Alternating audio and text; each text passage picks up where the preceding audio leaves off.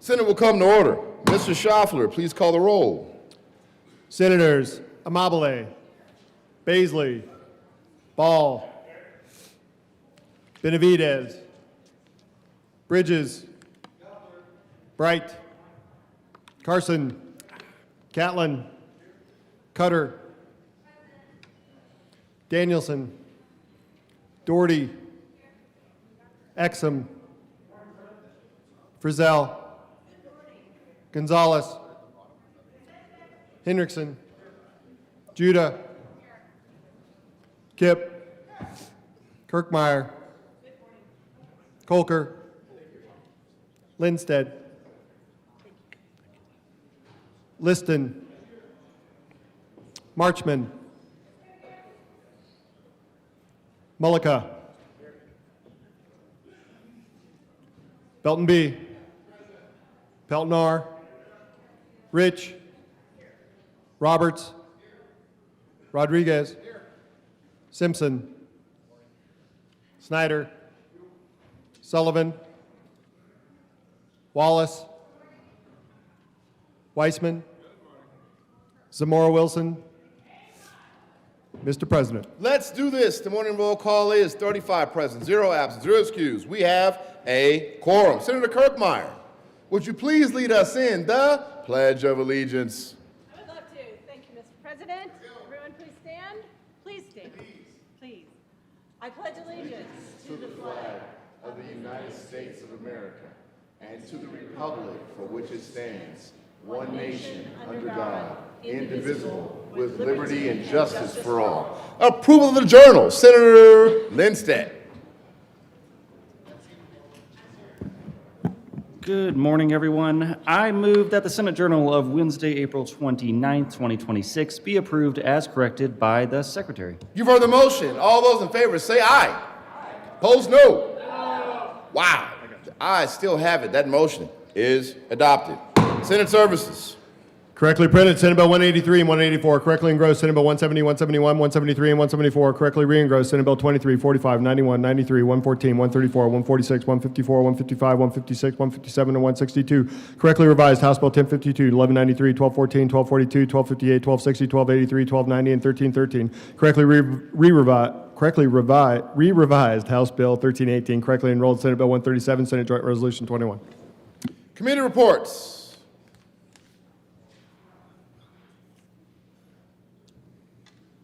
Committee on Transportation and Energy, after consideration on the merits, committee recommends the following. Senate Bill 82 be amended as follows, and as so amended, be referred to the Committee of the Whole with favorable recommendation.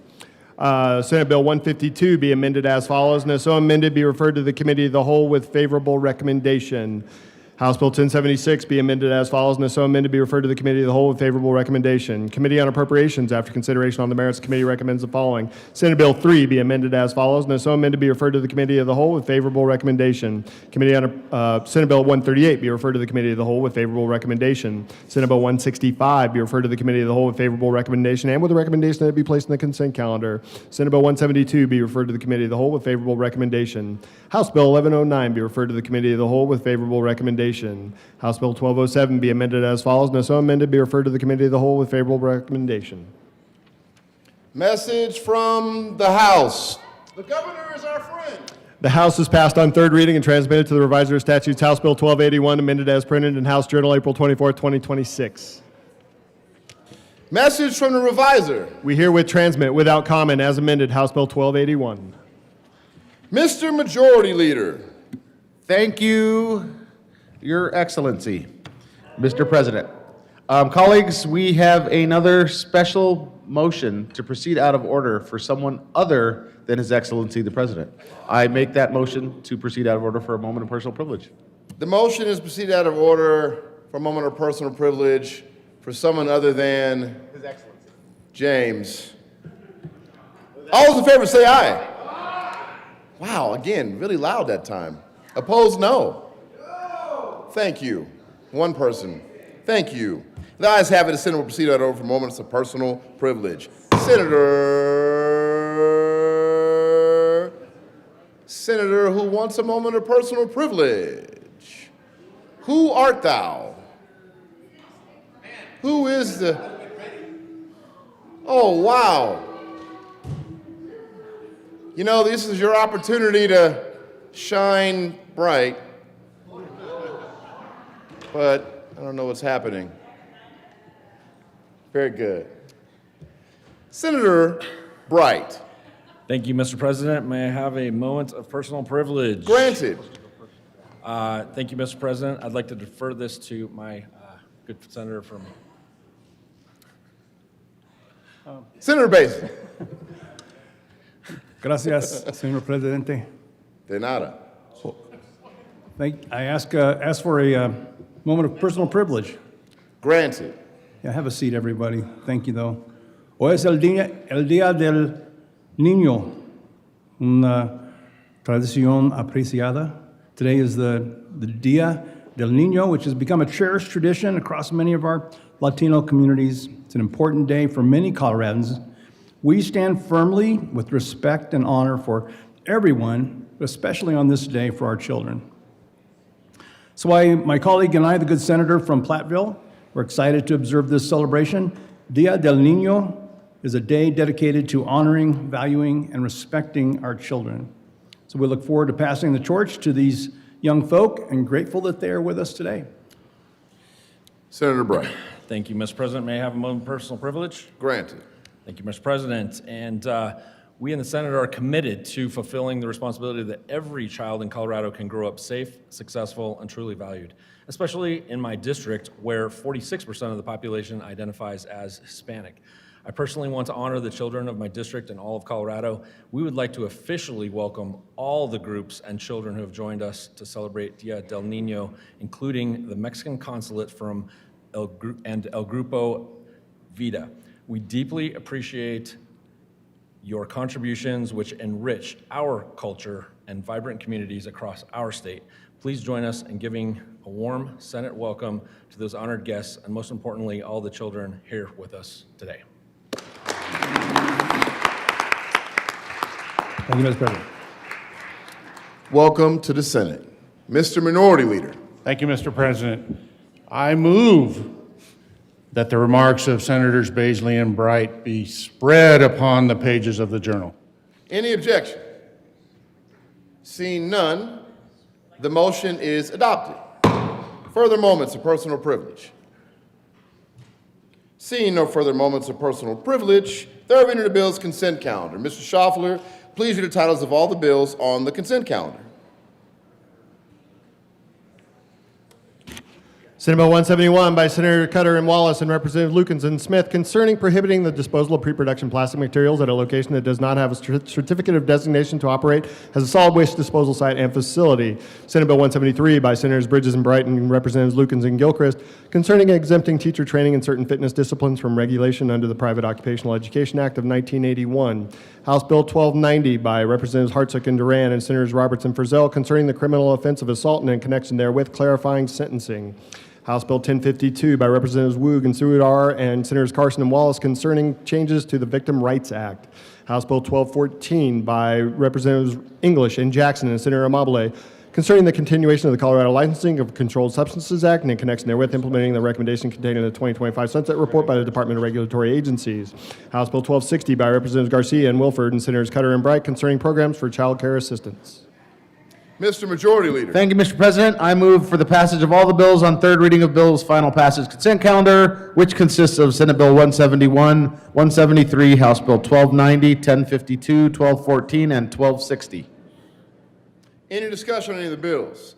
Seeing none, the motion is the passage of all the bills on third reading of bills consent calendar. I don't see any no votes lined up, and so we'll move forward. Senator Zamora Wilson. That's a mean pop lock and yeah.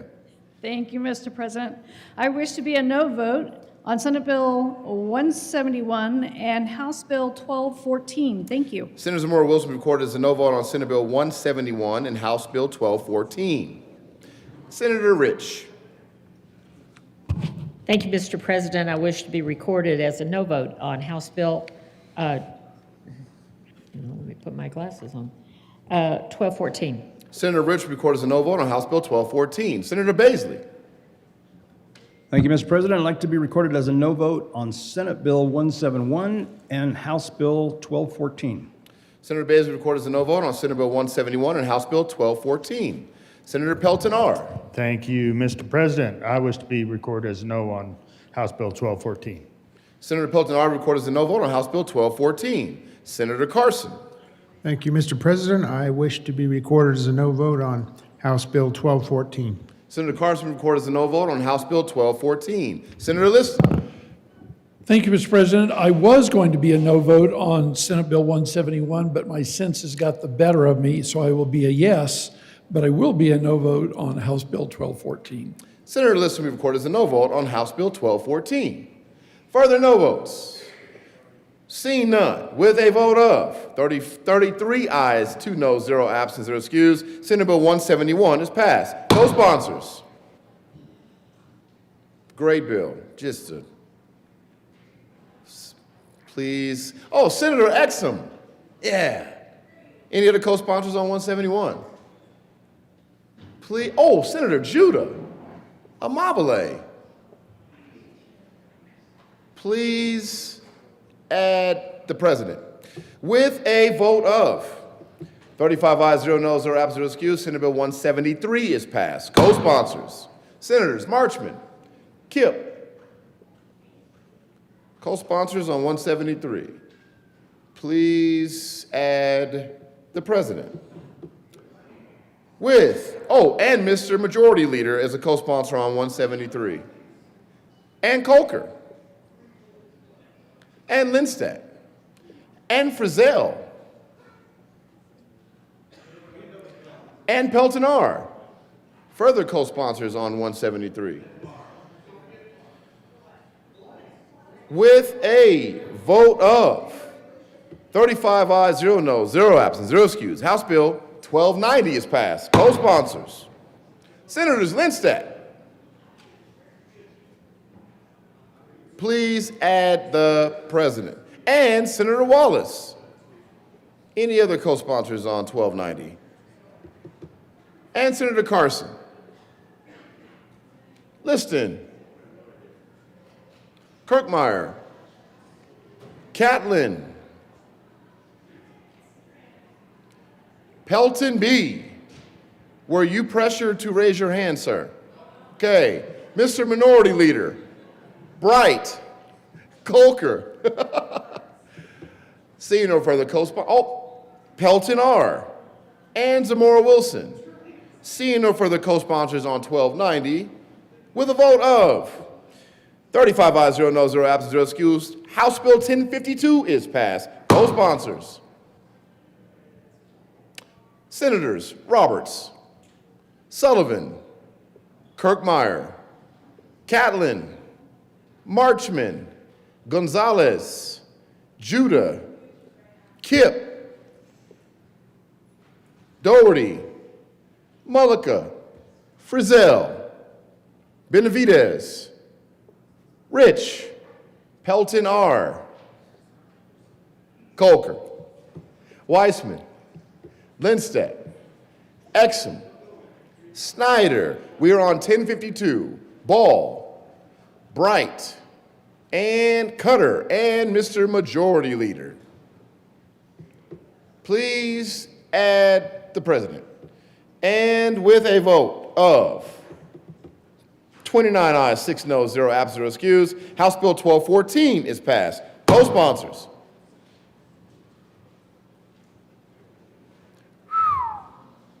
Please add the president. And Colker. You can't raise your hand, Jerry. The Senate caucus, minority caucus will be fined $1 for, I'm just joking. Further co-sponsors on 1214. Seeing none, with a vote of 35 ayes, 0 noes, 0 absent, 0 excused, House Bill 1260 is passed. Co-sponsors, Senators Marchman, Wallace, Ball, Kirkmeyer, Exum, Gonzalez, Doherty, Colker, Kip, Pelton B., Judah, Snyder. Further co-sponsors on 1260. Mullica. Please add the president. And we will now take a senatorial 5. Because you told me to. Oh, after thirds. I didn't read my script. We are not in the senatorial 5. Third reading of the bills, final passage. Mr. Schaffler, please read the title of Senate Bill 17. Senate Bill 17 by Senators Doherty and Bright and Representatives R. Stewart concerning changes to out-of-network healthcare services dispute resolution processes for health insurance carriers. Senator Doherty. Thank you, Mr. President. I move Senate Bill 17 on third reading and final passage and request permission to offer a third reading. Oh, heck no. Please tell us why you want a third reading amendment. This is clarifying where we're posting carriers' information. The motion is Senator Doherty's request to offer a third reading amendment. All those in favor say aye. Aye. Opposed, no. The ayes have it and permission is granted. There's an amendment at the desk. Mr. Schaffler, please read L14 of Senate Bill 17. Amendment L14, amending gross bill page 3 to strike lines 12 through 15 and substitute E. Carriers are not required to disclose when a patient's health benefit plan is governed by state law. Doherty. Thank you, Mr. President. I move Amendment L14. To the amendment. Yes, and again, we are just stakeholding with the carriers and where they're publicly posting information or not. Further discussion on L14. Seeing none, the motion is the adoption of L14. Are there any no votes? With a vote of 35 ayes, 0 noes, 0 absent, 0 excused, L14 is adopted. Further discussion. Senator, seeing no further discussion, the motion is the passage of Senate Bill 17 as amended. Are there any no votes? With a vote of 35 ayes, 0 noes, 0 absent, 0 excused, Senate Bill 17 is passed. Co-sponsors, Senators Marchman, Wallace, Kip, Henriksen, Cutter, Exum, Roberts, Snyder. Please add the president. Mr. Schaffler, please read the title of House Bill 1313. House Bill 1313 by Representatives Basnicker and Stewart R. and Senators Ball and Frizzell concerning the adjustment of requirements for governments to receive funding from the statewide Affordable Housing Fund. Senator Ball. Thank you, Mr. President. I move House Bill 261313 on third reading and final passage and ask for an aye vote. Seeing no further discussion, the motion is the passage of House Bill 1313. Are there any no votes? Senators Zamora Wilson, Baisley, with a vote of 33 ayes, 2 noes, 0 absent, and 0 excused, House Bill 1313 is passed. Co-sponsors, Senators, Mr. Minority Leader, Marchman, Cutter, Kipp, Gonzalez, Kirkmeyer, Doherty, Wallace, Catlin, Bridges, Roberts, Mullica, Pelton R. Please add the President and Senator Exum as co-sponsors on 1313. And any other co-sponsors on 1313? Mr. Schaffler, please read the title of House Bill 1283. House Bill 1283 by Representatives Ricks and Joseph and Senators Marchman and Benavidez concerning protections relating to the confiscation of individual identification documents. Senator Benavidez. Thank you, Mr. President. I move House Bill 261283 on third reading and final passage. Further and ask for an discussion. aye vote. Very good. Further discussion. Seeing no further discussion, the motion is the passage of House Bill 1283. Are there any no votes? Senators, Mr. Minority Leader, Frizzell, Kirkmeyer, Zamora Wilson, Rich, Bright, Baisley, Carson, Liston, Pelton R., Catlin, with a vote, and Senator Pelton B. With a vote of 23 ayes, 12 noes, 0 absent, 0 excused, House Bill 1283 is passed. Co-sponsors, Senators Gonzalez, Wallace, Judah, Kipp, Mr. Majority Leader, Cutter, Henriksen, Weissman, Exum. Please add the President. Mr. Schaffler, please read the title of Senate Bill 174.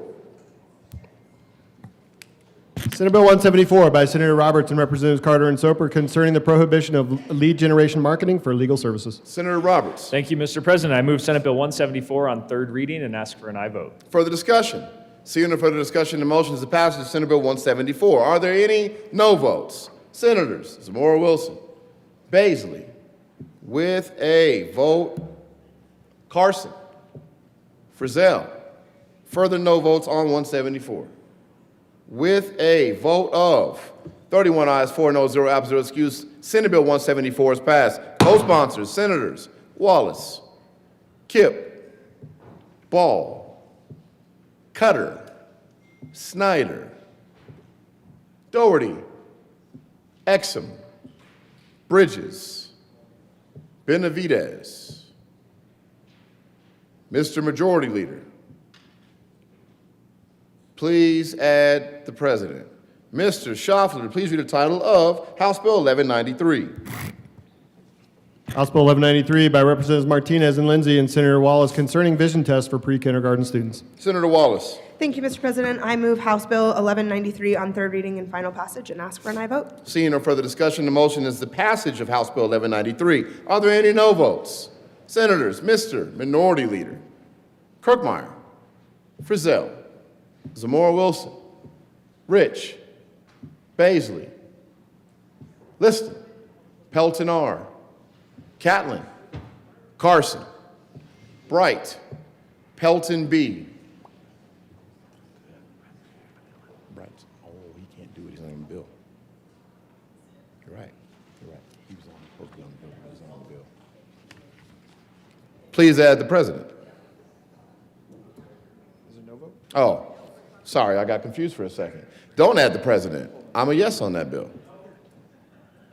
With a vote of 23 ayes, 12 noes, 0 absent, 0 excused, House Bill 1193 is passed. Co-sponsors. All right, you got it. Co-sponsors Henriksen, Coleman, Gonzalez, Wallace.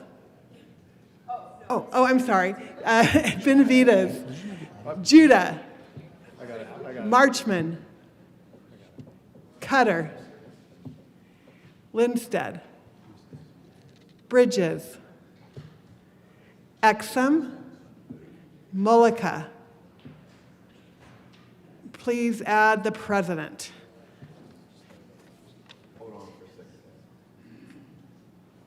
Senatorial 5.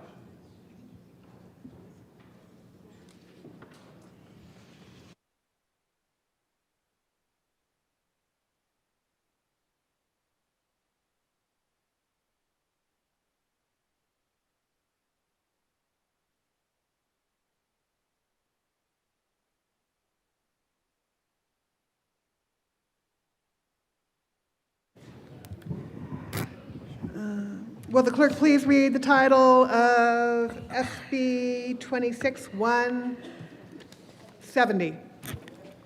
Senate Bill 170 by Senators Coleman and Bright and Representative Bacon concerning creating a task force to study how to expand access to effective public schools for Colorado students. Senator President Coleman. Oh, just James. Thank you very much, Madam President. We move Senate Bill 170 on third reading and final passage and ask for an aye vote. Thank you. Is there any further discussion? Seeing none, are there any no votes? Zamora Wilson. Senator Zamora Wilson. Senator Baisley.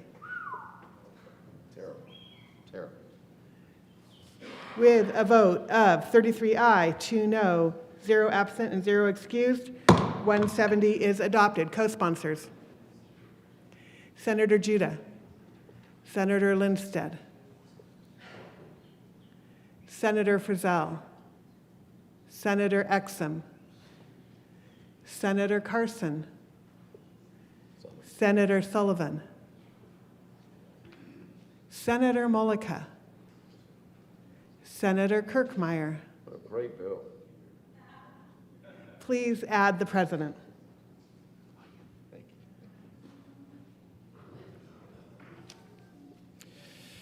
Mr. Schaffler, please read the title of House Bill 1242.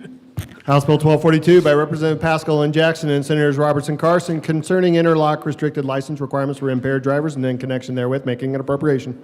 Senator Roberts. Thank you, Mr. President. I move House Bill 1242 on third reading and ask for an aye vote. Further discussion. Seeing no further discussion, the motion is the passage of House Bill 1242. Are there any no votes? Senators Zamora Wilson, Baisley. With a vote of 33 ayes, 2 noes, 0 absent, 0 excused, House Bill 1242 is passed. Co-sponsors, Senators Kipp, Marchman, Lindstedt, Ball, Cutter, Benavidez, Mr.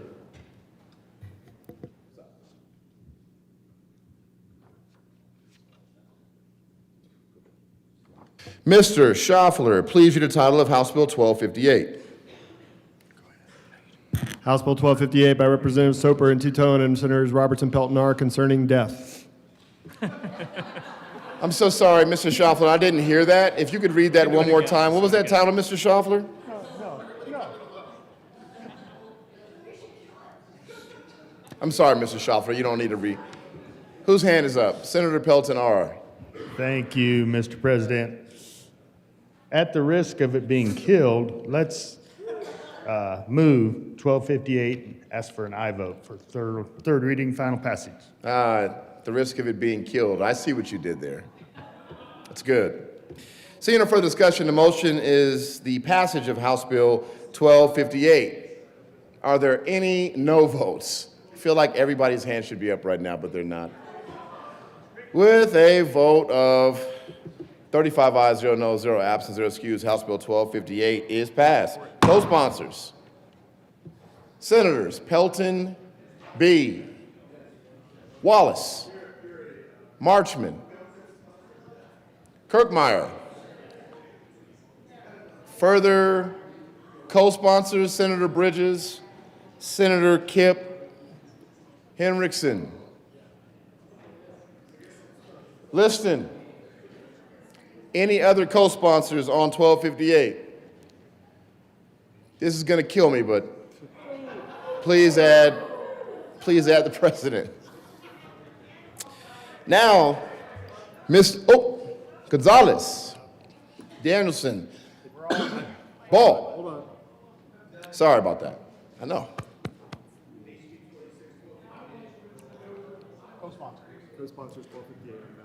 All right, co-sponsors again. The last few were Gonzalez. Who else did I call? Ball. Mr. Majority Leader. Is anybody else that said co-sponsor that I called a second ago? No? Okay. Mr. Majority Leader. Thank you, Mr. President. Having voted on the prevailing side, I move for the reconsideration of Senate Bill 170. The motion is reconsideration of Senate Bill 170. Are there any no votes? Oh, all those in favor say aye. Aye. Opposed, no.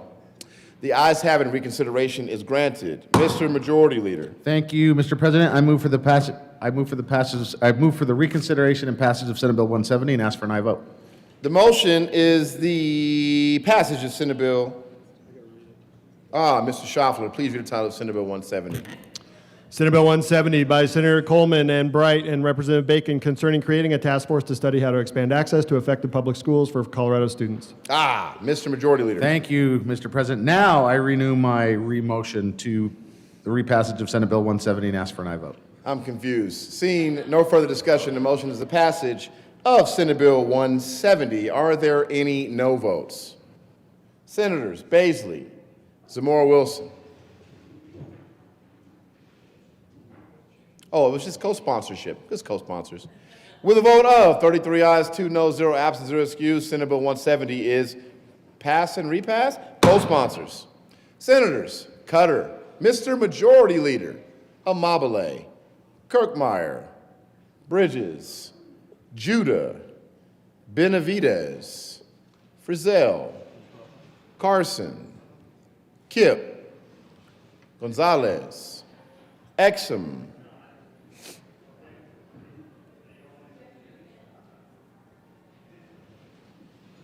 No, you don't. Carson, you're good. Thank you. Now, Mr. Majority Leader. Thank you, Mr. President. Colleagues, we will be taking a senatorial 5. We will be pulling up special orders, so those will be getting passed out, and then I will be making a motion to excuse the JBC members to meet while we're on seconds. So senatorial 5. Senatorial 5.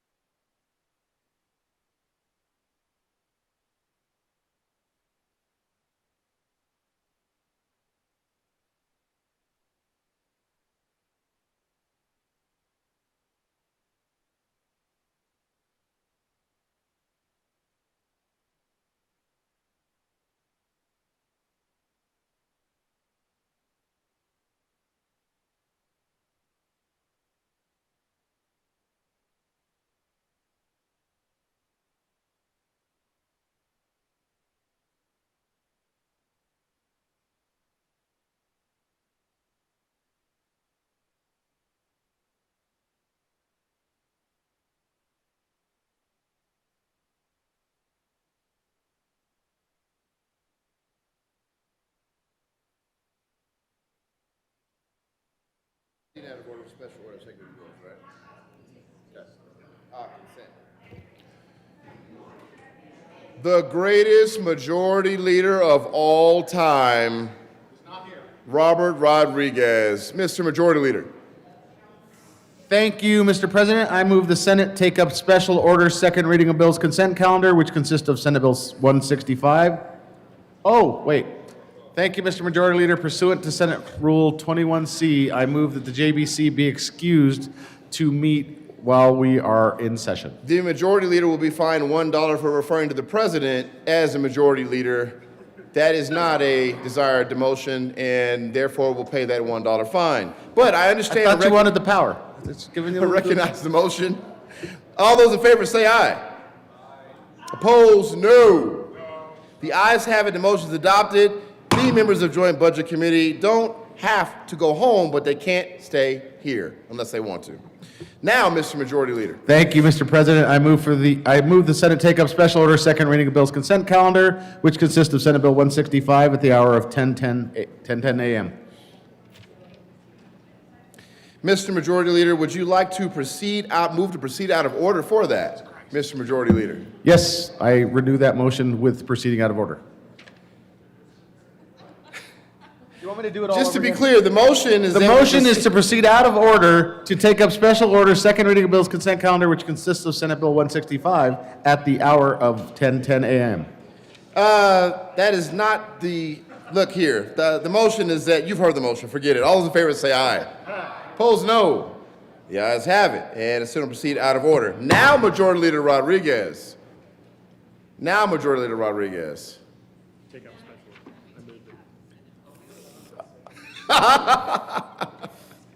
I need more coffee. It's okay. Thank you, Mr. President. I move the Senate proceed out of order, take up special orders. I move that we take up special order second reading of bills consent calendar. At the hour of? 10:10 a.m. 10:10 a.m. to take up Senate Bill 165? That's excellent. The motion is to take up Senate Bill 165 on special order at the hour of 10:10 a.m. This requires 2/3 vote. All those in favor say aye. Aye. Opposed, no. Okay. The ayes have it. The motion is adopted. The Senate will take up Senate Bill 165 on special orders of consent at the hour of 10:10 a.m. Special orders, second reading bills, consent calendar. Senator Exum. Thank you, Mr. President. I move that the Senate resolve itself in the Committee of the Whole for consideration of special orders, second reading on bills, consent calendar. You've heard the motion. All those in favor say aye. Opposed, no. The ayes have it. That motion is adopted. The Senate resolves itself in the Committee of the Whole consideration of special orders, second reading bills, consent calendar, and Senator Exum will take the chair.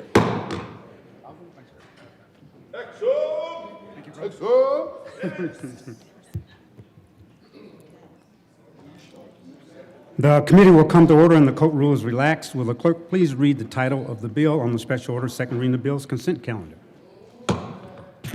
Senate Bill 165 by Senators Robertson, Peltonar, and Representatives McCormick and Soper concerning measures to support species conservation and in connection therewith authorizing an appropriation from the Species Conservation Trust Fund. Majority Leader Rodriguez. Thank you, Mr. Chair. I move the Senate approve the bill on special order second reading of bills consent calendar, which is Senate Bill 165, and there are no committee reports. Thank you.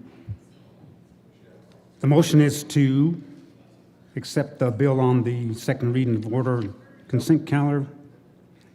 All in favor say aye. Committee reports. All opposed say no. The ayes have it, and that bill would be adopted. Majority Leader Rodriguez. Thank you, Mr. Chair. I move the committee rise and report. Heard the motion. The committee will rise and report. Is there any? All those in favor say aye. All opposed say no. The ayes have it, and the motion is adopted. The committee will rise and report. Let's go, Tony Exum.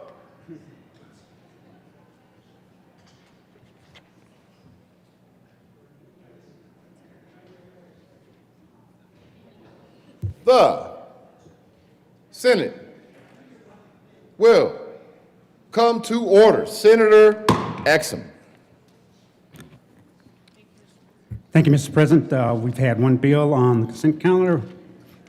Ms. Shopler, would you please read the report?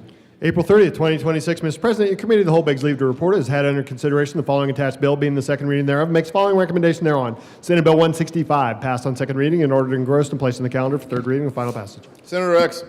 Thank you, Mr. President. I move for adoption of the report. The motion is the adoption of the committee of the whole report. Are there any no votes? With a vote of 35 ayes, 0 noes, 0 absent, 0 excused, the committee of the whole report is adopted. Senate Bill 165 passed the second reading and ordered engrossed, placed on the calendar for third reading and final passage. Mr. Majority Leader.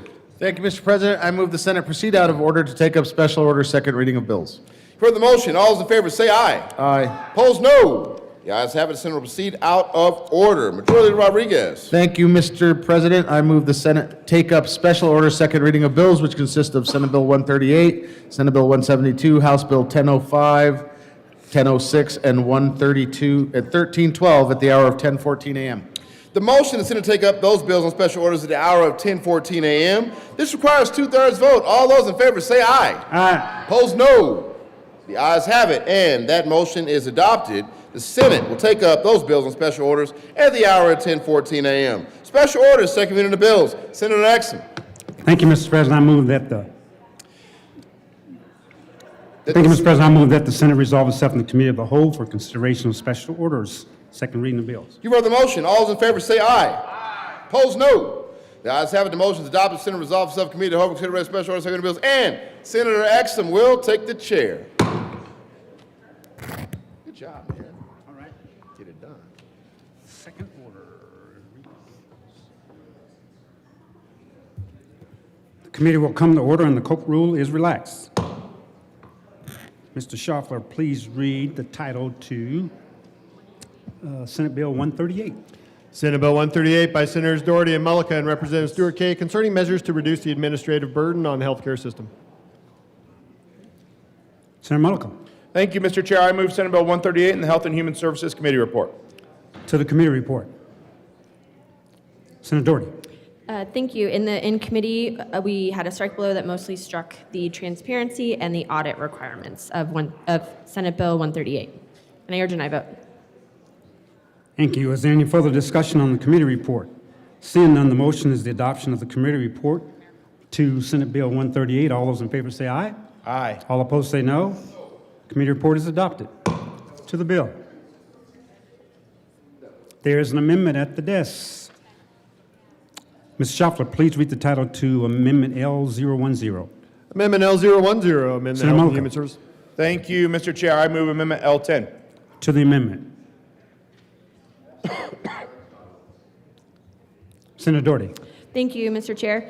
L10 states that veterinarians still need to complete at least 1 hour of opioid training. Thank you. Is there any further discussion on Amendment L10? Seeing none, the question before us is the adoption of Amendment L10 to Senate Bill 138. All those in favor say aye. Aye. All opposed say no.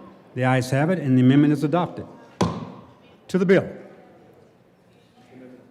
There's an amendment at the desk. Mr. Schaffler, please read the title to Amendment L11. Amendment L11. Senator Mullica. Thank you, Mr. Chair. I move Amendment L11. To the amendment. Senator Doherty. Thank you, Mr. Chair. Amendment L11 clarifies that for dentists, the board may adopt requirements for opioid training. Thank you. Is there any further discussion on Amendment L11? Seeing none, the question before us is the adoption of Amendment L11 to Senate Bill 138. All those in favor say aye. Aye. All opposed say no.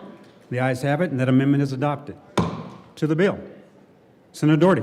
Thank you. Senate Bill 138 repeals and modifies certain requirements placed on healthcare facilities and insurance carriers and limits how other requirements may be placed on them by state departments, and we urge an aye vote.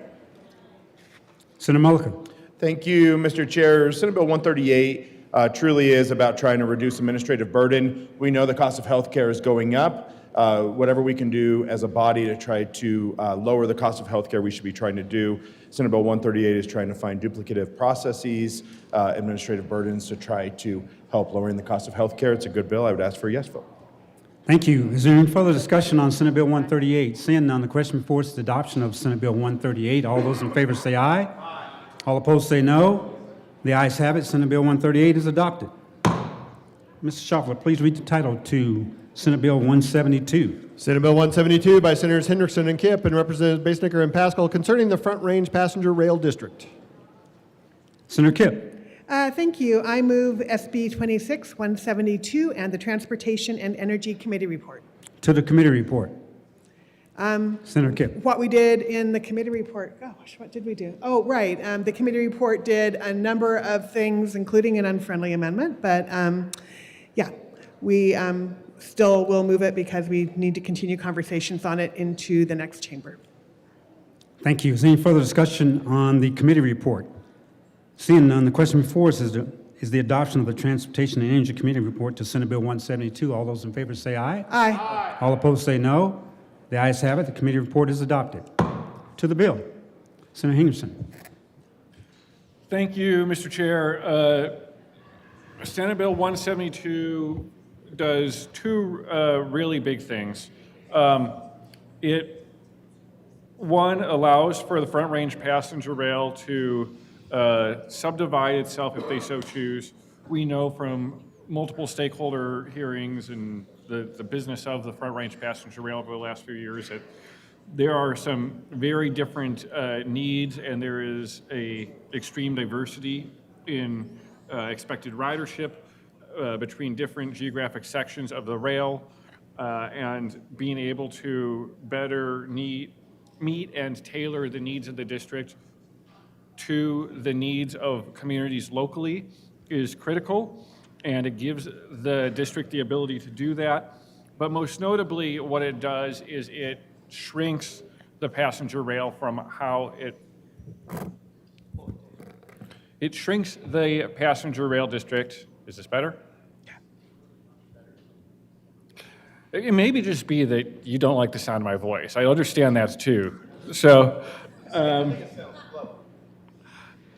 it shrinks the Front Range Passenger Rail District.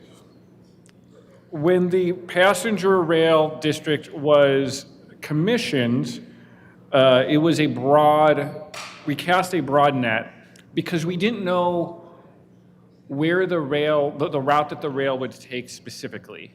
Through engineering studies, through feasibility studies, ridership expectations, through local engagement, community stakeholder meetings, expert transportation planning studies, we've identified the ideal path of the district and the ideal stops that the Front Range Passenger Rail would have, the ideal passenger rail stations. And so we've narrowed the district to be the communities around those stations, so that the district will now include specifically the communities that will be served by the district. Senator Kipp. Thank you. So, folks, this is actually kind of a really big deal, in my opinion. So there has long been the dream of having passenger rail along the Front Range. And, so I think the ultimate vision is for, passenger rail along I-70, which we currently have with Amtrak, right? And then passenger rail along I-25 this will do Fort Collins to Pueblo, but eventually we are looking at all the way down from Wyoming to New Mexico. I think ultimately the hope is that this is going to be the first step in achieving the dream of making sure that we have good passenger rail out here in the West. So I ask for an aye vote. Thank you. Is there any further discussion? Yes, Senator Mullico.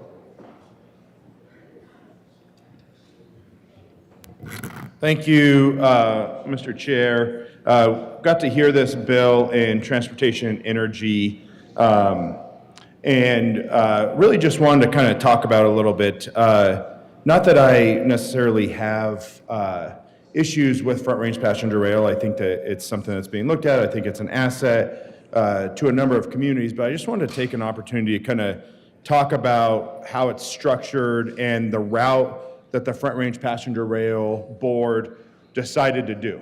And so we were handed a map in committee. I'm familiar with Front Range Passenger Rail, but if you have a chance, you can pull it up yourselves and see how they created this route for the Front Range Passenger Rail, and the sponsors are right. It's supposed to be from Fort Collins to Pueblo, and it's coming down from Fort Collins along the I-25 corridor, and then as soon as it hits Longmont, it dips over to Boulder and goes along the 36 corridor down into Union Station, and then it gets back onto the I-25 corridor.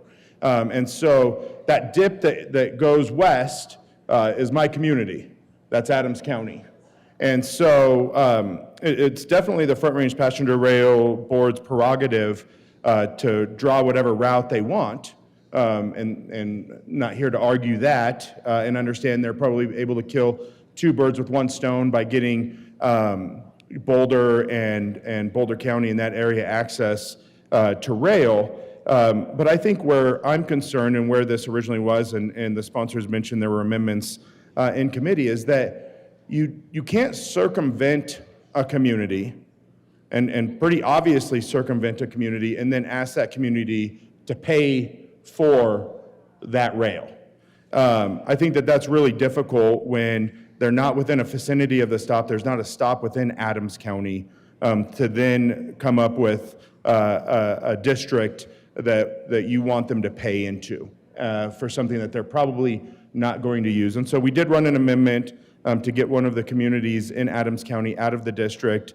Front Range Passenger Rail Board has had a lot of discussions during this process to keep people out of the district. Castle Rock chose not to have a stop in Castle Rock, and they're not in the district and they're not paying. Weld County doesn't have a stop. Weld County is not in the district. And so I think that I just really want to be clear that, I think when we look at this and we look at what fairness there is and how we're setting up this taxing district, that we really bring in communities who are going to be impacted, who are going to utilize it, and who want to be a part of it. The other thing, too, about my community is we still haven't gotten our fast tracks finished.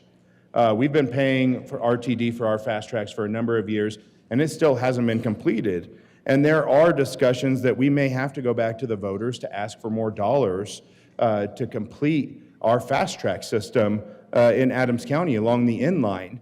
And I think that that's a really difficult thing when you put a community in a taxing district for something they're not going to use, and then potentially puts it into jeopardy when you have to go back to them and ask them for more money to finish a line that they will use, and that puts that into jeopardy. And I think that that's something that obviously is being talked about within Adams County, and is a realistic thing, and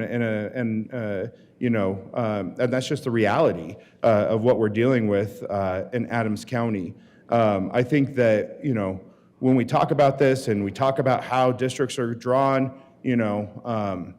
I asked in committee, how do you get to a 5-mile radius with 20% of the geographic area, 20% of the population? I couldn't figure that out in committee.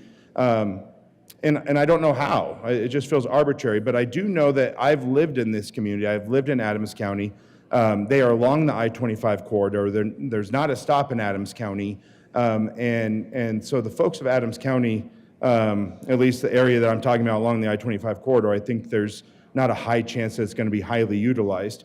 I will also say, too, that it gets complicated when you start looking at the map. And I've dug in on this, and and I've worked with the stakeholders to really kind of address it. And the original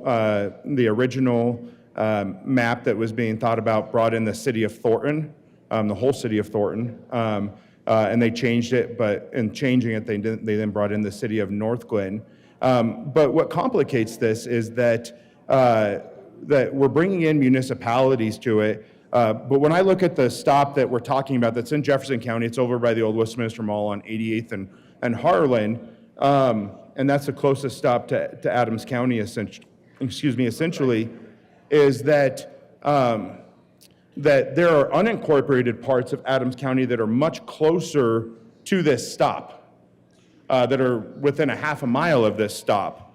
But they are not in the taxing district. They are more prone to use it if they're within a half a mile, but they're not being taxed. But then we're asking to tax they're not in the bill now, but we were asking to tax the city of North Glen that's 7.5 miles away. And so I struggle to wrap my head around that you don't want to tax a population that's within a half a mile because they're unincorporated, who are more prone to use this asset or this rail, but you are willing to tax a municipality that's 7.5 miles away. That's a little tough to wrap my head around. So that's why we ran the amendment, trying to figure out how do we make sure that the folks who are in this taxing district, that they're going to utilize it, that it's a fair way of taxing. I understand what the sponsor said, that they have shrunk the district, but I still think that even when you're shrinking the district, when you're adjusting the district, we want to make sure that it's being done in the most fair way. There is a municipality that I've lived in that's within my community that asked not to be a part of it, and so we ran an amendment not to have them be a part of it. I think it was an appropriate ask. I hope that sticks throughout the process, because I do think that what they're asking for is appropriate, and really just wanted to come up and explain a little bit with how my community is dealing with Front Range Passenger Rail and some of their thoughts on it, with being circumvented with the chosen route. Thank you, Senator Mullica. Senator Frizzell. Thank you, Mr. Chair. I feel the need to get up and talk about this particular bill. Simply, this concept has been in the works for several years. Back when I was in the lower chamber, we mockingly, okay, maybe that's not very nice, but we referred to this as the governor's choo-choo. It is an extremely expensive proposition, and one concern that has always been on top of mind, especially in my communities, is the concept of being taxed without really receiving service. And that's one reason why Castle Rock is no longer in the RTD district, is because we were paying RTD taxes, but we were not receiving any service from RTD that was meaningful. Parker is in a similar situation where they are still in RTD, and they don't, their service is minimal at best. So when my good colleague from Thornton talks about fast tracks and the amount of money that has been poured into that particular project with really no tangible results, this is something that we have to be keenly aware of when we're talking about something like Front Range Passenger Rail.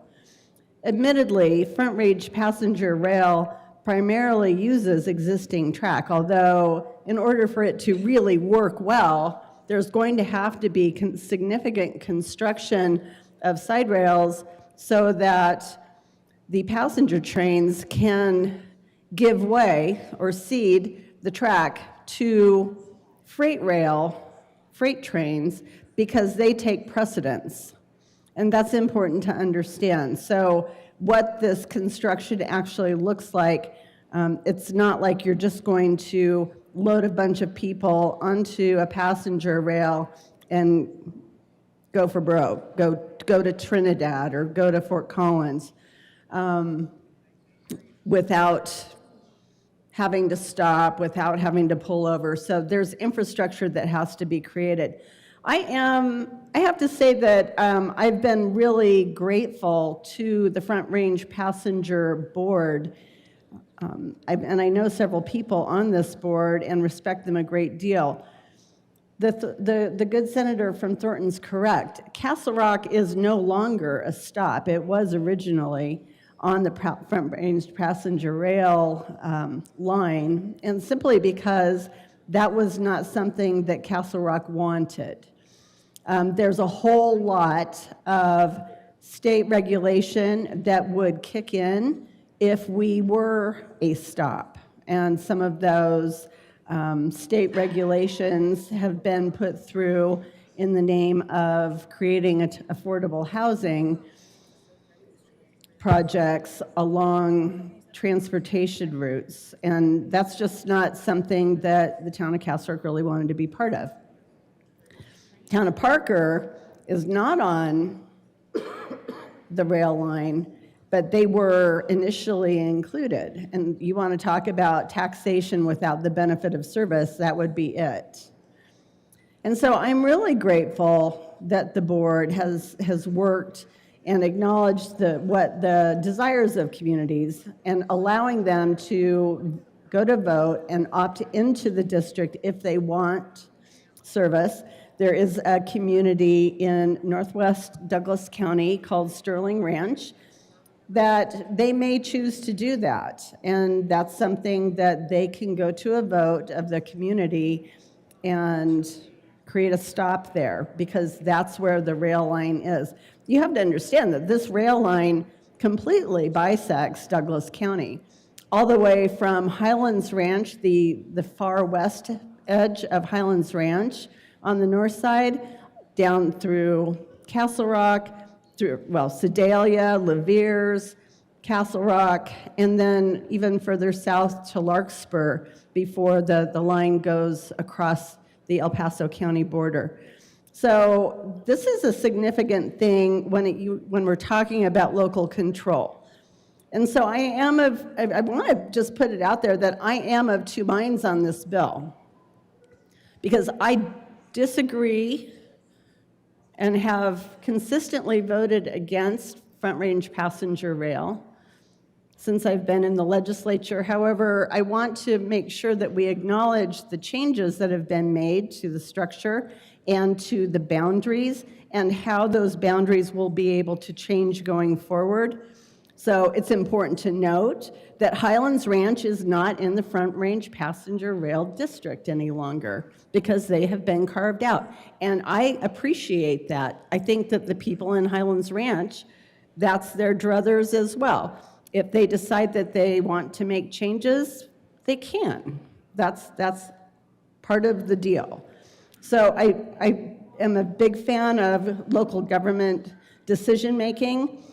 I think that we have that with this particular piece of legislation. And so I just wanted to explain, where I'm at and engage in this conversation, because I don't think communities should be forced into this district and to be forced into paying taxes, especially if they're not receiving benefit of service. However, further, it's important that we maintain local control in these matters. I feel like this is the direction this particular bill is going. Thank you. Thank you. Is there any further discussion on Senate Bill 172? Seeing none, the motion before the body is the adoption of Senate Bill 172. All those in favor say aye. Aye. All opposed say no. The ayes have it, and Senate Bill 172 is adopted. Mr. Schaffler, please read the title to House Bill 10005. House Bill 1005 by Representative Mabry and Bacon and Senators Danielson and Judah, concerning measures to reduce barriers in the Labor Peace Act to promote good faith collective bargaining negotiations and in connection therewith reducing an appropriation. Thank you. Senator Danielson. Thank you, Mr. Chair. I move House Bill 1005. To the bill. Senator Danielson. Thank you, Mr. Chair. Thank you, colleagues. 83 years ago, Colorado created a unique way to stop workers from organizing into a union. It was creative union busting, but it was union busting all the same. In Colorado, we're the only state to require a second burdensome election when workers choose to join a union. And not only that, but that second election, it doesn't require a simple majority vote. It requires a 75% threshold to move forward. What that means is when workers have already decided to go through the process of creating and joining a union for themselves, they have to go through the first election, which, if you're not familiar with the process, oftentimes means that the workers are subject to harassment, intimidation, retaliation, punishment, firings, to try and discourage the workers from joining a union. And this can go on for months and months and months. So then, after they win that first election, they got to turn around and do it again, which extends that period of potential harassment and intimidation, retaliation, for another set of months on end, if not longer.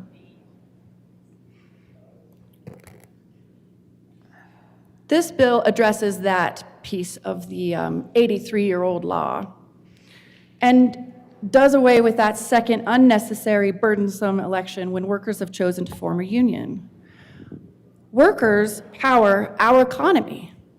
Colorado workers power this state. And yet, the state has a burdensome, bureaucratic barrier to accessing the power of a union.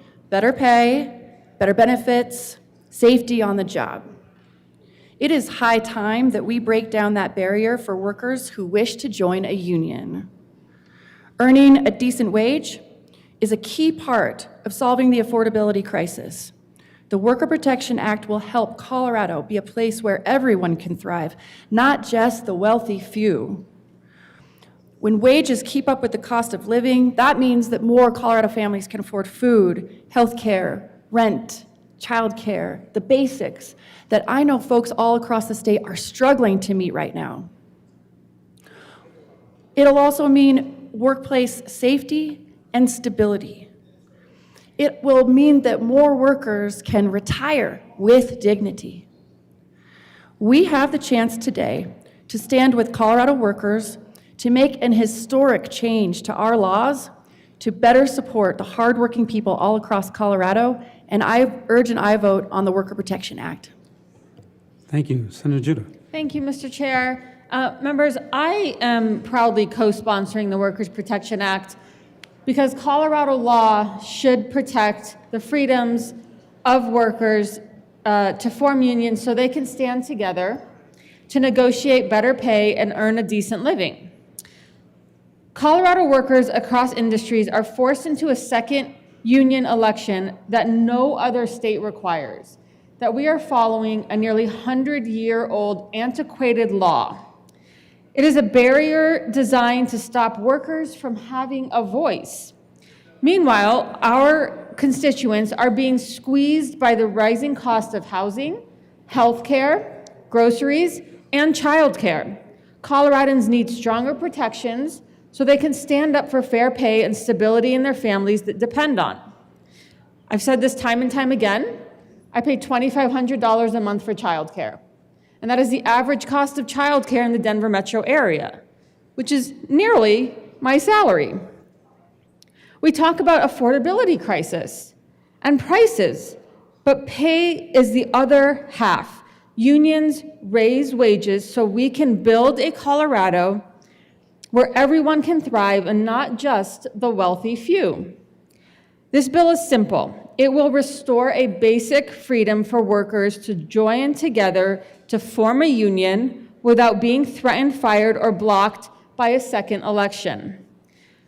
I am simply asking for your vote for the Workers' Protection Act because this is how we can keep the American dream alive for hundreds of thousands of Colorado workers.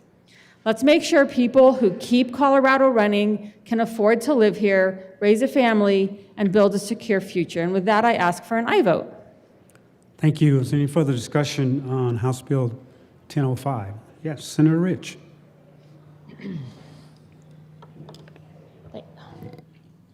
Thank you, Mr. Chair. And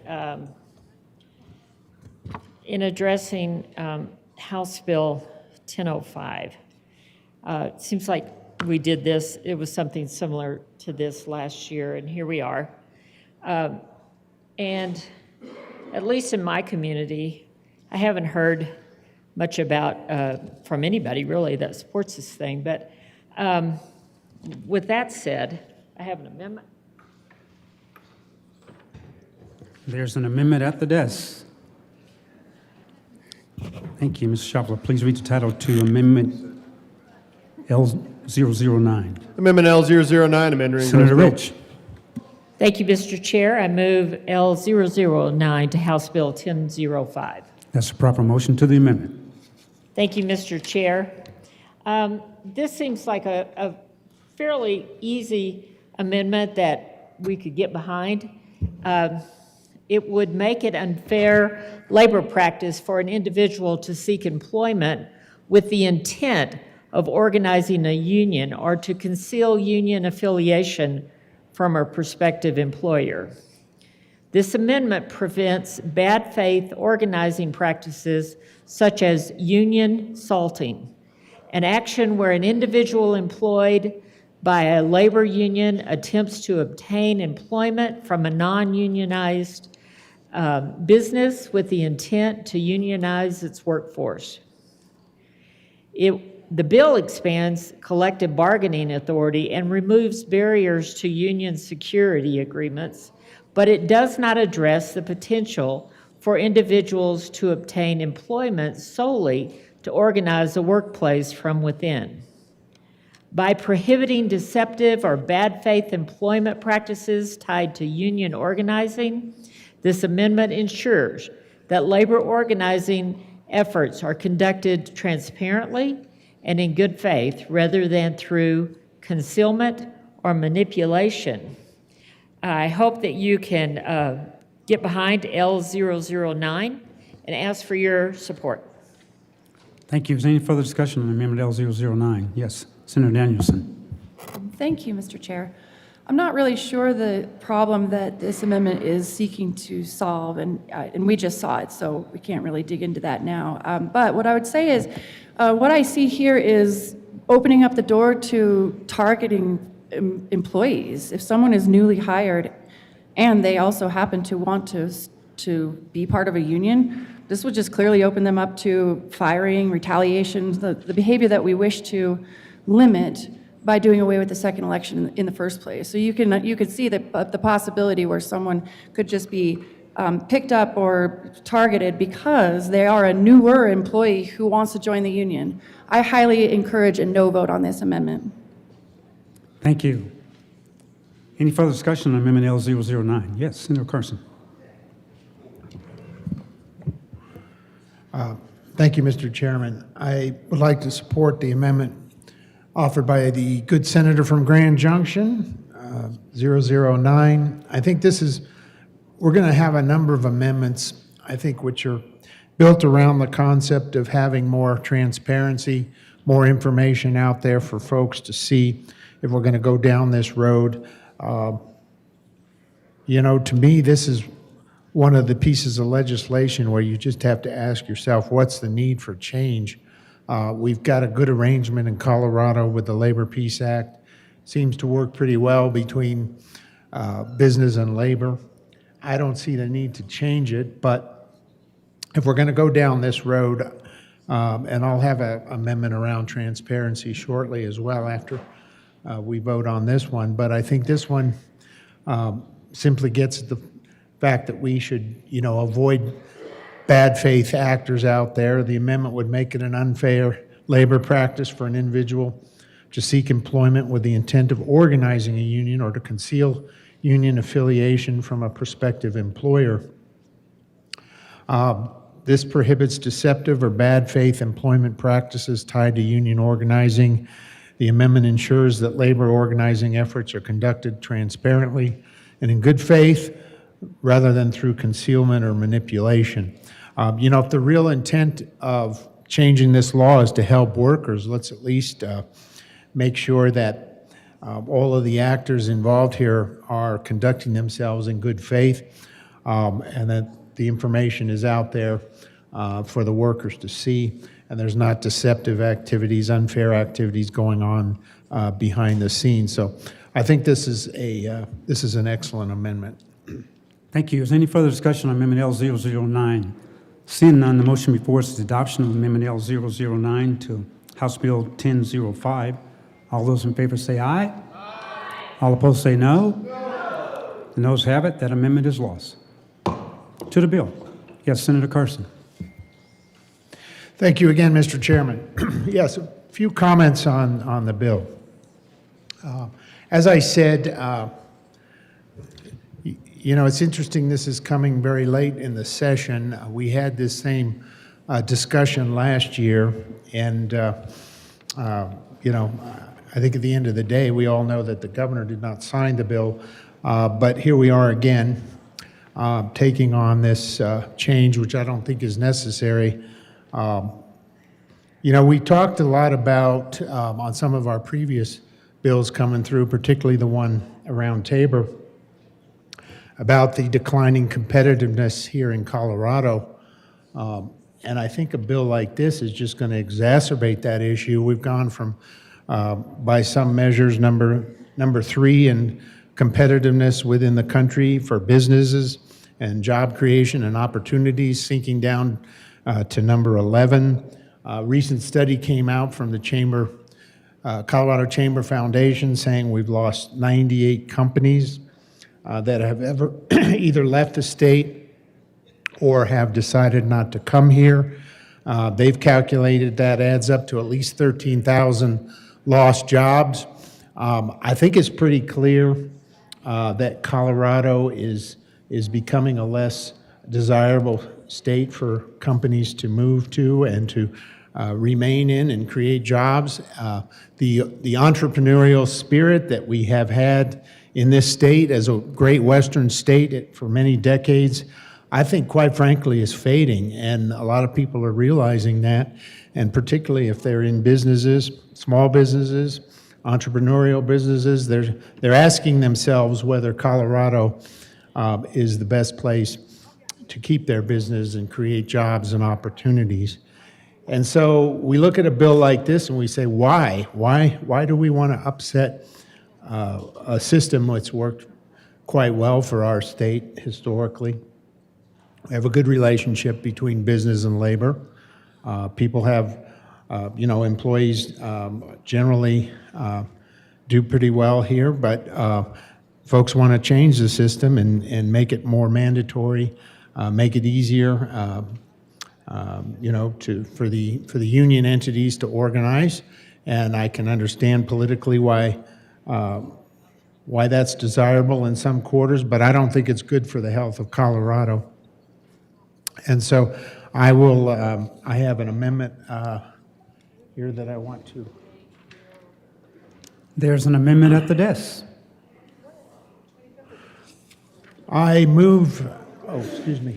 Sorry. Thank you, Mr. Schaffler. Please read the amendment, Amendment L008. Amendment L008, amend Ringro's bill, Senator page Carson. 4. Thank you, Mr. Chairman. I move Amendment L008. To the amendment. So this amendment's really built around transparency, information for the public, and information particularly for the employees at the companies where the union is going to be working to organize. And this amendment would require that unions to provide a detailed financial report justifying all dues, fees, and assessments charged to employees who refuse representation. So, it just entitles folks to get access, to what's going on in terms of what type of dues and fees they're going to be charged. This amendment ensures transparency and accountability in union finances. Under the bill, employees may be subject to union-related financial obligations such as agency fees without clear visibility into how those funds are used. This creates a lack of accountability for how dues and fees are assessed and spent. Now, in the past, the absence of this kind of accountability has resulted in non-union employees paying nearly identical contribution rates to union employees. For example, in 2005, the Service Employees International Union, SEIU, set an agency fee at 99.1% of full membership dues. And it was only after non-union employees objected to this exorbitant fee that it was reduced down to 56.35%. So, this amendment really entitles everybody that's employed out there at the company, not just those who want more union organizing, but even those employees who don't. They should have access to full accounting and information. By requiring a detailed financial justification, this amendment ensures that employees understand exactly what they're being charged for and prevents arbitrary union fee structures. So again, I think while the bill, in my opinion, is very much unnecessary, I do think if we're going to go down this road, we want to make sure there's a lot of transparency, there's a lot of information, and employees are treated fairly. And that's what this amendment 008 gets at. Let's get all the information out there for people to see what they're going to be charged. Thank you. Mr. Minority Leader. Thank you, Mr. Chair. Good morning, colleagues. I rise in support of L008. It kind of cuts right to the chase of my one of my objections to the policy in the bill, and that with just the single vote and 51% employees wish to organize, the balance, the 49% that maybe chose not to, in the most extreme case, I think should be afforded the opportunity of more transparency and clarity around what the expectations are, what the costs are, where the expenses are going. And this amendment, drives to that point about how under a collective bargaining agreement, those folks that chose not to or did not want to be part of that organization, how they're treated in the grand scheme of things. So I think L008 accomplishes a goal at the very least of helping bring clarity and transparency to the balance of the workforce. I ask for an aye vote on L008. Thank you. Any further discussion on Amendment L008? Seeing none, the question before us is the adoption of Amendment L008. All those in favor say aye. Aye. All opposed say no. No. The noes have it. Amendment L008 is lost. To the bill. Senator Peltonar. Thank you, Mr. Chair. Like my colleagues, we tackled this issue last year. Here we are addressing it again. Union workers do good work in this state. There's a lot of this state that doesn't have union workers, and they get things done very well, very economically for our communities. With that, there's an amendment at the desk. Ms. Schaffner, please read the title to L011. Amendment L011. Senator Peltonar. Thank you, Mr. Chair. I move Amendment L011. That's proper motion to the amendment. Thank you. This amendment, it protects the uniquely vulnerable and seasonal workforce. Agriculture operations face very distinct, very different challenges than most industries, including the seasonal labor, perishable goods, and fluctuating workforce needs. Applying rigid collective bargaining changes to this sector could disrupt operations and increase costs during critical production periods like around harvest. By exempting agricultural workers, this amendment ensures that the bill does not unintentionally harm an industry that operates under fundamentally different labor conditions. This isn't a one-size-fits-all state, a one-size-fits-all policy, so I think Amendment L011 would be a great addition to this bill. Thank you. Thank you. Is there any further discussion on Amendment L011? Yes, Senator Danielson. Thank you, Mr. Chair. So what Amendment L011 would do would be to single out and target agricultural workers to meet a different threshold than any other worker in the state. So it would require them to meet an affirmative vote of at least a majority of all of the employees rather than those voting, which is, again, unreasonable, and then or a 3/4 or more of the employees who voted. So again, we're getting after the agricultural employees in a way that we are not other employees, which is unfair, and I think they've been through enough this year, if you ask me. But in order to keep them treated as fairly as any other worker in the state, we need to vote no on this amendment.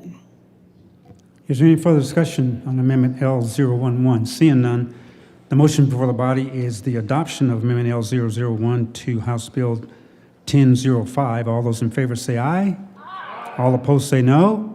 No. The noes have it. Amendment L0011 is lost. To the bill. Yes, Senator Zamora Wilson. Thank you, Mr. Chair.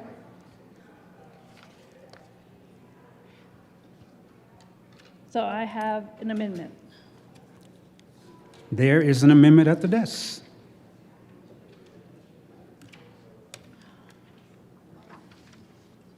Mr. Schaffel, please read the title to L012.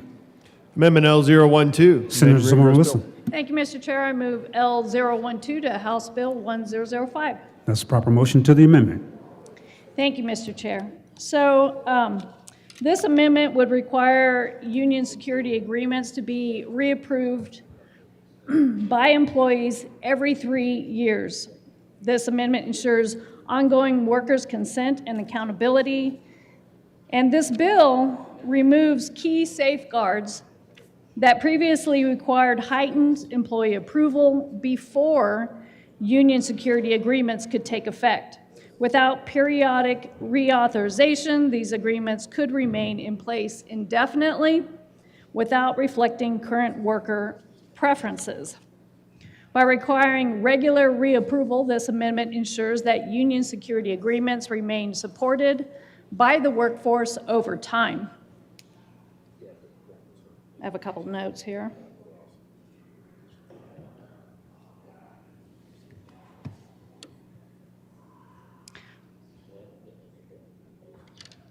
So an amendment requiring reapproval every 3 years ensures that individual autonomy is preserved and that workers are not subjected to perpetual representation by an entity they may no longer support, honoring the constitutional right to choose one's associations.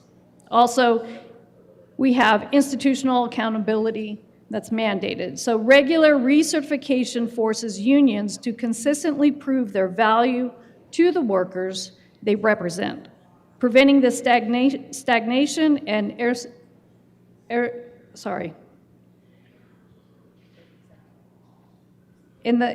the control that occurs when labor leaders are insulated from their members.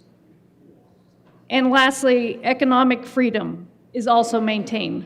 It prevents a minority of past employees from imposing indefinite financial burdens on current and future workers, ensuring that the labor peace framework remains dynamic and responsive to a modern mobile workforce.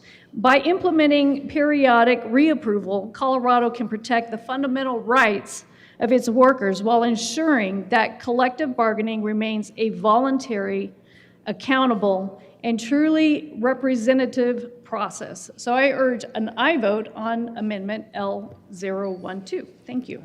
Thank you. Is there any further discussion on Amendment L012? Yes, Senator Danielson. Thank you, Mr. Chair. I just want to remind the body that no worker is actually forced to join a union at any point. This is all voluntary all the time. And the purpose of this bill is to reduce the barriers that workers are facing as they choose to move forward with their organizing efforts, not build up new ones. And so requiring a new election every 3 years is the exact opposite of the intent of this bill and what the workers are asking us to do away with. So I urge a no vote on this amendment. Thank you. Seeing no further discussion, the question before us is the adoption of Amendment L012 to House Bill 1005. All those in favor say aye. Aye. All opposed say no. No. The noes have it, and that amendment is lost. To the bill. Yes, Senator Zamora Wilson. Thank you, Mr. Chair. I have another amendment. There is an amendment at the desk.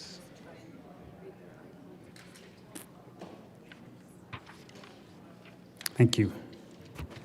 Ms. Schaffel, please read the title to Amendment L014. Amendment L014. Senator Zamora Wilson. Thank you, Mr. Chair. I move L014 to House Bill 1005. That's the proper motion to the amendment. Thank you, Mr. Chair. So this amendment would exempt Colorado businesses with less than $10 million in annual revenue from the bill's provision. And this amendment ensures that compliance costs do not fall hardest on the lower revenue businesses. We've already had, you've heard me say over and over again, the regulations that we put on our business are causing small businesses to leave. And so I think this is really important. The bill applies uniformly across all employers, but the financial and administrative burdens of compliance can be far more significant for businesses operating on tighter margins. By tying applicability to revenue, this amendment ensures that smaller, lower revenue businesses are not disproportionately impacted by changes to labor law. I urge an aye vote on L014. Thank you. Thank you. Further discussion on the amendment? Yes, Senator Danielson. Thank you so much, Mr. Chair. So this is an amendment that is designed to exclude workers that happen to work at a smaller company. And actually, the impacts of the affordability crisis that we face across the state are disproportionately felt by workers in smaller companies. So I don't believe that workers should be discriminated against because of the size of the company that they work for, and I know that they don't either, which is another reason why the workers across the state have stood up and demanded that we pass the Worker Protection Act. So as to exclude those who work for smaller companies, again, goes against the exact goal that the workers need us to achieve here, and I urge a no vote on this amendment. Thank you. Further discussion? Yes, Senator Zamora Wilson. Thank you, Mr. Chair. I'm just going to reiterate that this protects the right to contract. For small firms, the personal and flexible nature of employment relations is a core property right, imposing rigid, streamlined unionization processes at this scale can disrupt the fragile labor peace that has allowed Colorado small businesses to thrive for decades. Again, I urge an aye vote on L014. Is there any further discussion on Amendment L014? Seeing none, the question before us is the adoption of Amendment L014. All those in favor say aye. Aye. All opposed say no. No. The noes have it, and Amendment L014 is lost. Senator Liston to the bill. Thank you, Mr. Chairman. Well, members, we're having a lively discussion about unionization and voting on unions and so forth.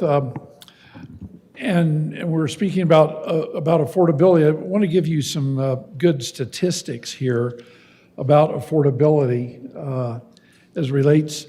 A lot of people have forgotten this, but just really 7 years ago, the statewide minimum wage was $11.10. That was statewide. Today, it is, as of 2026, it's $15.16 an hour, which is 36.5% higher than what it was 7 years ago. That's a pretty substantial increase. But it's even more so in the Denver area because Denver, I believe the Denver City Council, they have set their minimum wage more so than the statewide. Once again, back in 2019, which was just 7 years ago, the statewide minimum wage was $11.10. Today, the minimum wage here in Denver is $19.29, which is almost a 74% increase. No wonder small businesses and businesses in general, whether you're small or large, are having a hard time. Your labor costs have skyrocketed here in the Denver area. Boulder, once again, the minimum wage was $11.10. In Boulder now, it's $15.82. That's a 51% increase. Expenses are high for small businesses. And then you throw in some of the other things that the legislature and the people of Colorado have thrown on small businesses and businesses in general, whether it's the Family Medical Leave Act or numerous other things that the legislature have done. So really, small businesses are being hurt. And with that, I do have an amendment in mind. Whoops. There we go. There is an amendment at the desk. Thank you. Ms. Schaffler, please read the title to L013. Amendment L013. Senator Liston. Thank you, Mr. Chairman. I move Amendment L013 to House Bill 1005.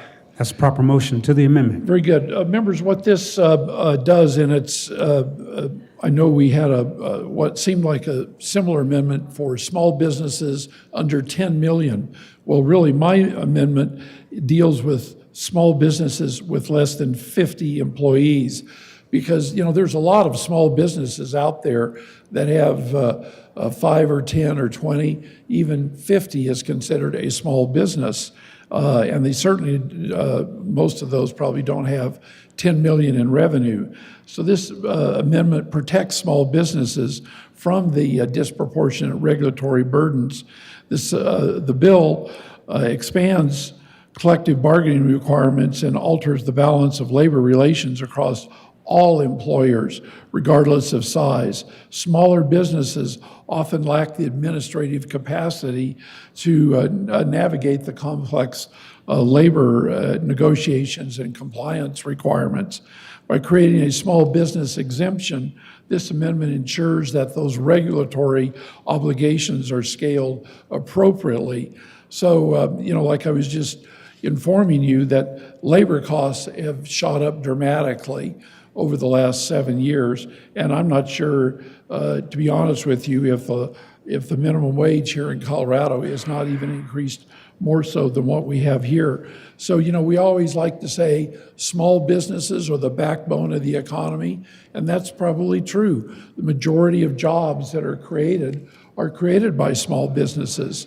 And we really don't want Colorado, I think there's other statistics out there that'll maybe be mentioned, but we don't want Colorado to become a state where employers, whether small, medium, or large, do not want to come to anymore. And a case in point is you look at the exodus of companies that are leaving California and moving to the South and other states, the exodus of companies that are leaving Illinois, which is a heavily unionized state, the companies that are leaving New York and New Jersey to go to Florida and elsewhere, which are also heavily unionized states. So all we're trying to do here with this amendment is protect those small businesses that are trying to plant some roots and grow and survive. So with that, members, I urge an aye vote on Amendment L013. Further discussion on Amendment L013. Yes, Senator Danielson. Thank you, Mr. Chair.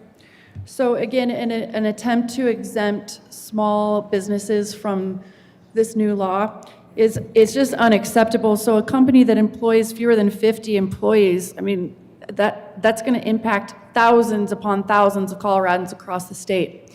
So when there are so many businesses that already willingly enter into agreements with their employees, some of them unionized, some of them are small businesses, which is why we heard from a number of business owners about why this is a good policy to move forward. If there is something gone wrong where the workers in a company need to unionize, then we can't strip that right from them just because they happen to work for a smaller company that employs fewer employees than some other company. I strongly oppose this amendment, and I think that if you are in a business and it requires the employee, it requires you to employ human beings, and you are unable to treat them with dignity and respect and pay them well, perhaps you should not be in that business, small or large. So to exempt broad-based across the state a small business from having to comply with this new law that will make it easier for people to unionize does a disservice to thousands and thousands of workers across the state, and we have to oppose this amendment. Senator Gitter. Thank you, Mr. Chair. I grew up in a small business for 15 years, and then I had my own small business for 12 years. I will say, as having that lived experience, I am opposed to this amendment because I would have supported employees to unionize. I will also say that there are plenty of bills that give this chamber opportunities to protect workers, to make sure they have a livable wage, and that we are making sure that they can keep up with inflation and the cost of living here in Colorado, which is, in fact, growing. And giving those opportunities through legislation, feel free to gavel me down, Mr. Chair, for mentioning this, like swipe fees or like price surveillance, are all opportunities for us to say, hey, let's make sure that we are in fact protecting our employees, that they're not being targeted because of their desperation for a job, or that they are not being targeted for what they're willing to pay. So again, I mean, if we're going to talk about protecting small businesses, why don't we protect them through legislation that is in fact aimed at protecting small businesses and workers? That was a slight deviation, but we'll let it pass. Senator Liston. Thank you, Mr. Chairman. I'll excuse the good senator from Aurora for that backhanded swipe, but that's okay. So, anyways, well, members, I would say that if you speak to most small businesses and large businesses too, but especially small businesses, they're going to say their most valuable asset that they have are their employees.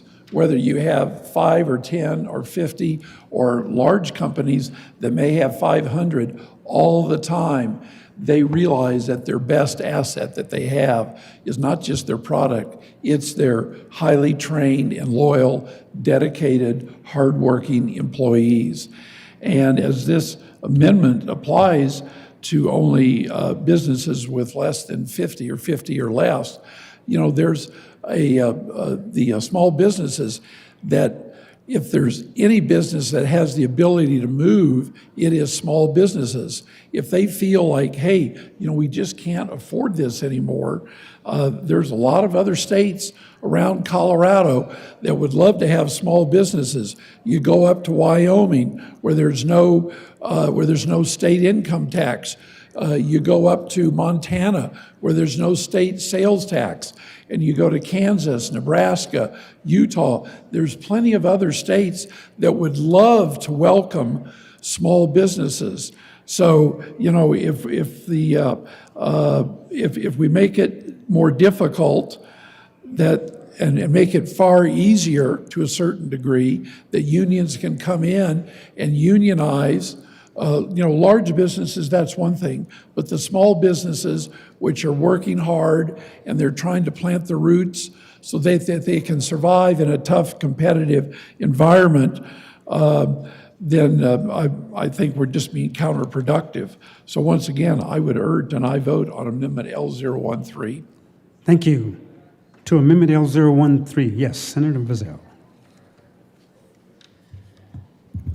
Thank you, Mr. Chair. Thank you, members. Appreciate this lively conversation. I rise in support of Amendment L13, which exempts Colorado businesses with fewer than 50 employees from the bill's provisions.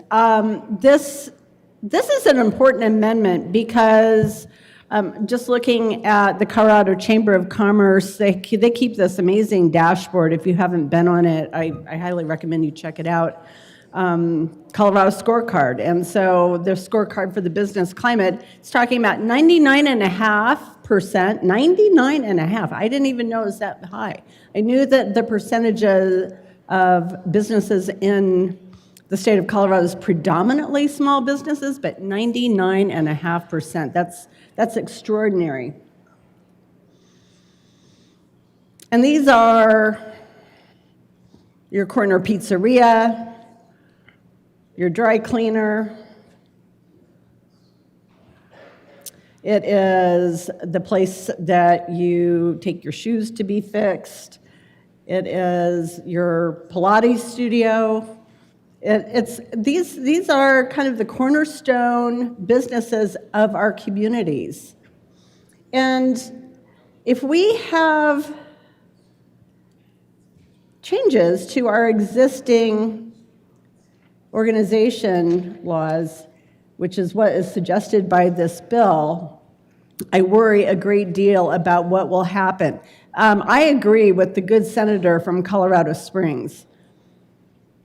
If we see these businesses, if we see employees organizing, which they are able to do today,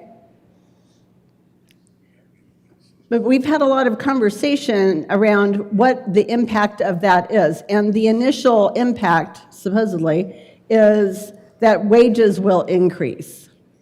That then these mean business owners are going to be forced into paying their employees a living wage. And I submit to you that the characterization of business owners in the state of Colorado or in general is not realistic, because I know business owners in Castle Rock and Parker.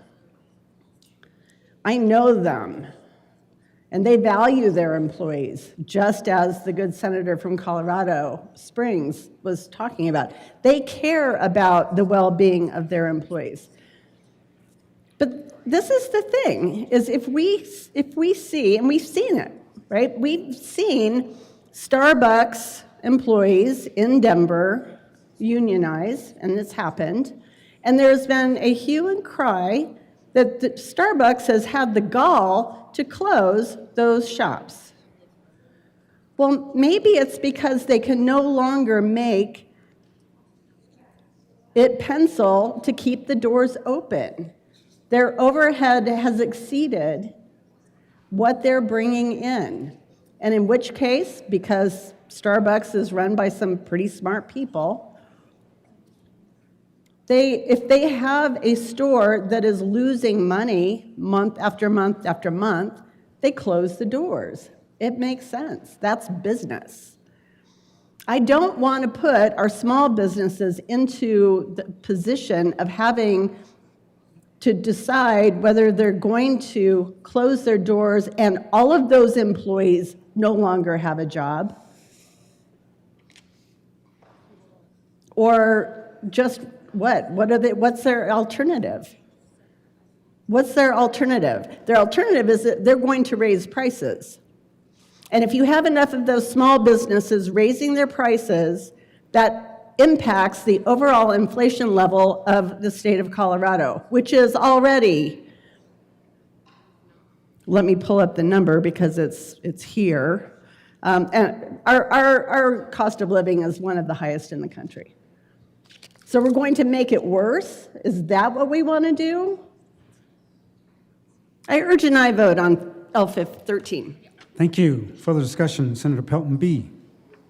Amendment L013. Thank you.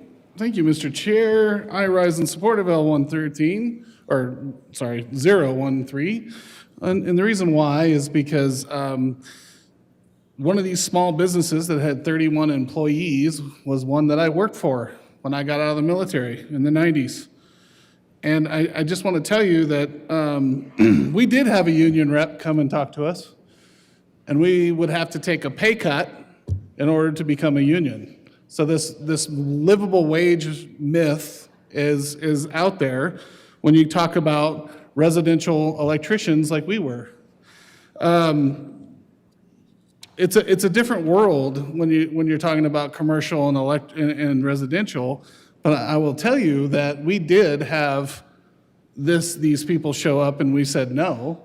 But even if we were to go union when back in those days, we would have had to take a huge pay cut because it's a different pay wage when you're wiring a house. So I think the thing about it is that if we really truly want to protect workers, then we would accept this amendment because it's a different world when you talk about those small businesses like what I worked for. I would just ask for an aye vote because I lived this. This is my story. And I've been an electrician for now 28 years, but to get my start, I got paid quite a bit of money just to be an apprentice up in the Roaring Fork Valley, and I wired the houses up and down the valley, and it was a big deal, and our employer took very good care of us. So I asked for an aye vote on L013. Thank you. Further discussion? Yes, Senator Carson. Thank you. Thank you, Mr. Chairman. I want to support the amendment by our colleague from Colorado Springs. You know, he has always been a champion of small business, and I think, once again, he's stepping up to offer what I think is an excellent change to this legislation to help protect our small businesses. As he pointed out very accurately, and a lot of people don't realize this, but the vast majority of new jobs that are created in Colorado in this country they come from small businesses. You know, everybody focuses on Fortune 500 companies and the big ones out there. They're often cutting the jobs for various reasons. It's the small businesses that create the new jobs. And you know, we had a lot of discussion, and I think it is a major issue, the growing wealth disparity in this country between people who have it and people who don't have it. And one of the ways we can work, to close that gap is by encouraging people to start businesses. Starting a small business is a great track to get out there, be successful in the economy. It's a great track for women, for minorities, for immigrants. Get out there, start that small business, and equalize things. And you just put a law like this, you change the law like this and make it more difficult. One more thing to make it more difficult to start a small business or to succeed in a small business in this state. I mentioned the Chamber of Commerce's recent study on the relocation tracker. I think this is one quote which is really right on point from a company that has left. Nikki McTagg, president of Infinite Monkey Theorem, saying, we've explored every option to try to continue our legacy, but with the rising costs surrounding rent, inventory, and labor, there is no way for our small business to succeed, despite our best efforts. And they're relocating to another state, shuttering their operations here in Colorado. And one of those things they talked about is the growing cost of labor.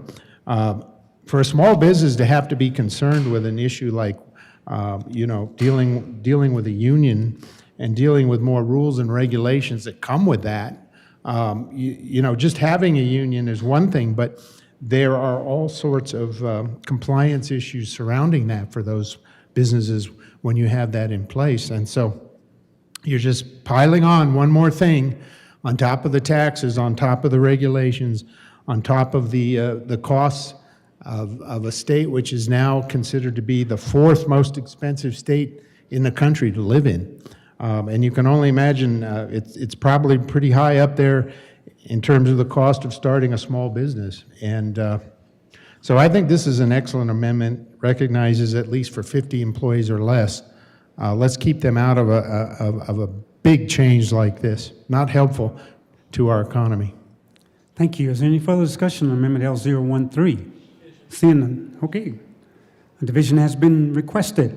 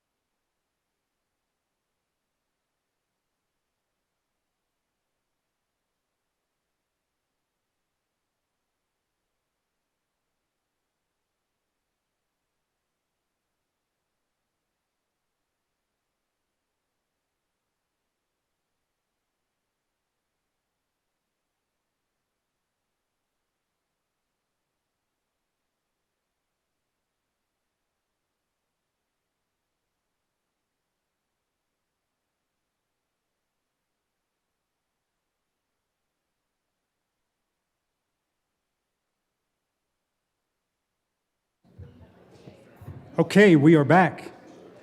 A division has been requested. All those in the chamber not entitled to vote, please be seated. The motion before us is the adoption of Amendment L013 to House Bill 1005. All those in favor, please stand and remain standing until the vote is counted.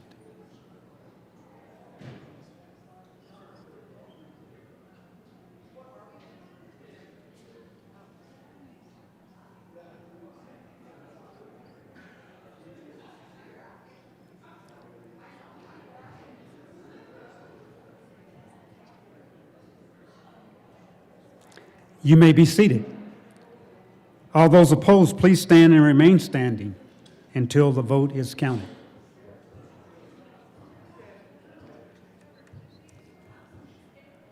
You may be seated. The chair is not in doubt. Amendment L013 is lost. To the bill. Any further discussion? Yes. Senator Catlin, thanks for your patience. Thank you, Mr. Chair.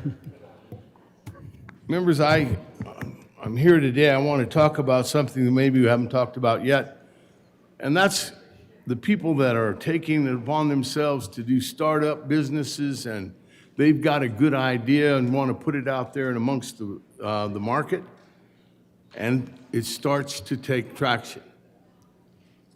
Those people are going to end up being the new employers as we move forward.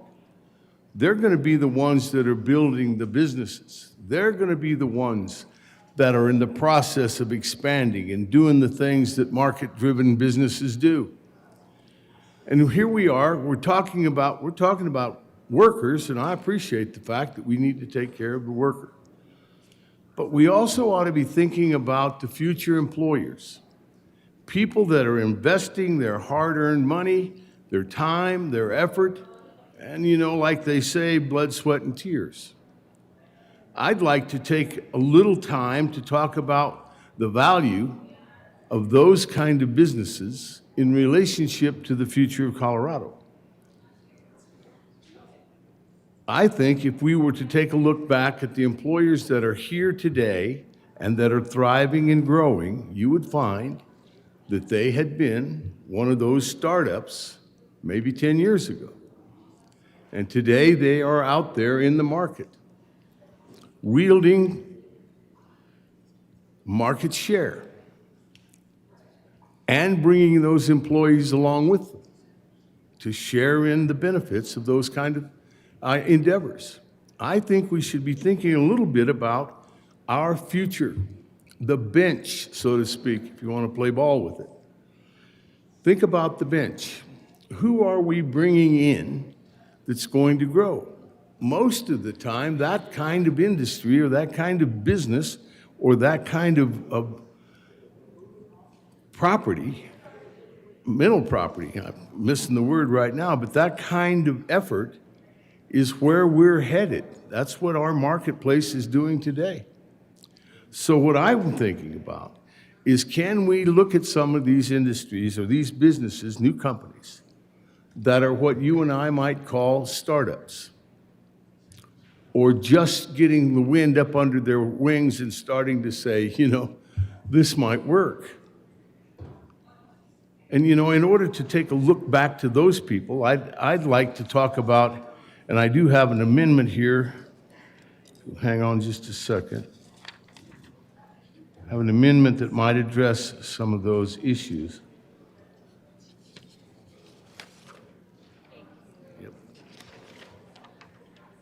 There is an amendment at the desk. Thank you. Mr. Schaffler, please read the title to Amendment L015. Amendment L015. Senator Catlin. Thank you, Mr. Chair. I move Amendment 015 to House Bill 1005. That's the proper motion to the amendment. Thank you. This amendment would exempt Colorado businesses that are less than 10 years old from the bill's provisions. Maybe we could use the 10 years as a starting point. There may be a number in there somewhere that might address the idea that we're looking at these startups and saying, look, there's equity there, there's opportunity there, there's a chance that this could become one of the biggies in the state of Colorado. and I'd like to give them the best chance that we can. This amendment will support new and growing businesses, early-stage businesses that operate with limited resources and must remain nimble, or if you want to call it flexible, to survive and grow. Imposing expanded collective bargaining during this critical growth phase could hinder the hiring, expansion, and long-term viability of some of these companies. By exempting newer businesses, this amendment ensures that startups and emerging employers are not burdened with more complex regulatory requirements during their most vulnerable years. It looks to me like this is one of the things the state of Colorado could do to recognize the creativity and the ambitions of those that are in the process of starting the businesses that we will be very proud of in our future. I'd ask you for a yes vote on 015. Thank you. Any further discussion on Amendment L015? Seeing none, the question before us is the adoption of Amendment L015. All those in favor say aye. Aye. All opposed say no. No. The noes have it, and Amendment L015 is lost. To the bill, Senator Brazil. Thank you, Mr. Chair.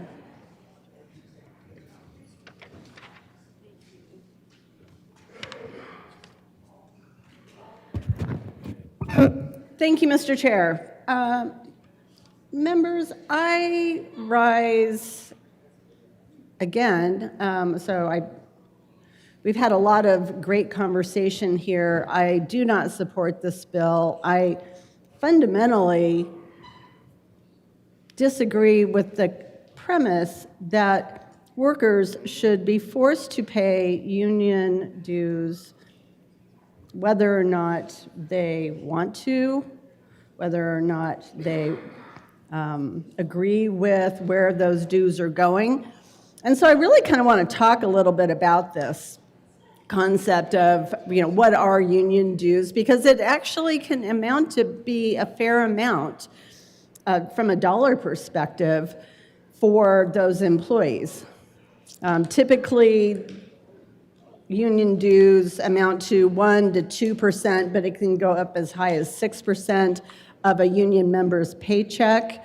They are typically, not always, but typically just automatically deducted from that employee's paycheck. And what they go to paying for collective bargaining costs. So if there is a contract negotiation, it pays for costs related to that. Legal representation, if there is a dispute or a grievance. It can be for contract administration, making sure that those employers are adhering to the agreements that they have that they've signed on to. And they can also go to organize new workplaces. The other thing that I think is important, and in this conversation it's germane, is that it can also go to political efforts. So whether you agree with that political persuasion or not, or whatever is being, whoever those dollars for political activism are going toward, that's an important thing. There are some states that are right-to-work states where those workers can't be forced to pay union dues or fees as a condition of employment. And then there's non-right-to-work states. We are a weird hybrid here. And that's worked for Colorado for 82 years. It's worked really well for Colorado.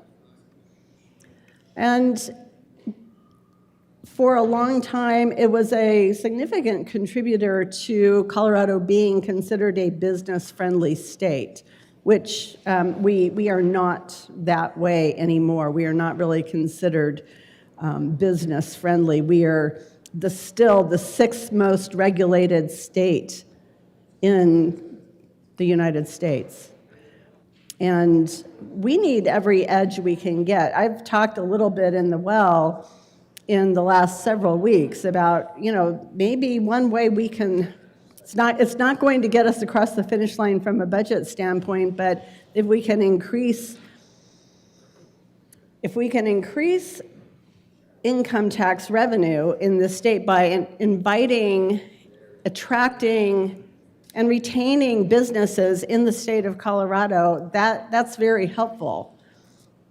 It's also helpful to our workforce, which our unemployment rate is interestingly increasing right now. I think right now it's 4.2% or something like that, but that's something that we need to make sure is going in the right direction, that we have jobs, we have an adequate workforce. This is all it's a big balancing act of keeping businesses healthy, making sure that we attract workers and that we have competent, capable workforce.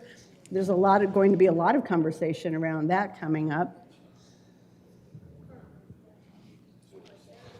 But I want to go back to this concept of a right-to-work state, because right-to-work states, Colorado is essentially surrounded by right-to-work states, with the exception of New Mexico. So Arizona, Utah, Nevada, Wyoming, Idaho, the Dakotas, Nebraska, Kansas, Oklahoma, Texas, all right-to-work states.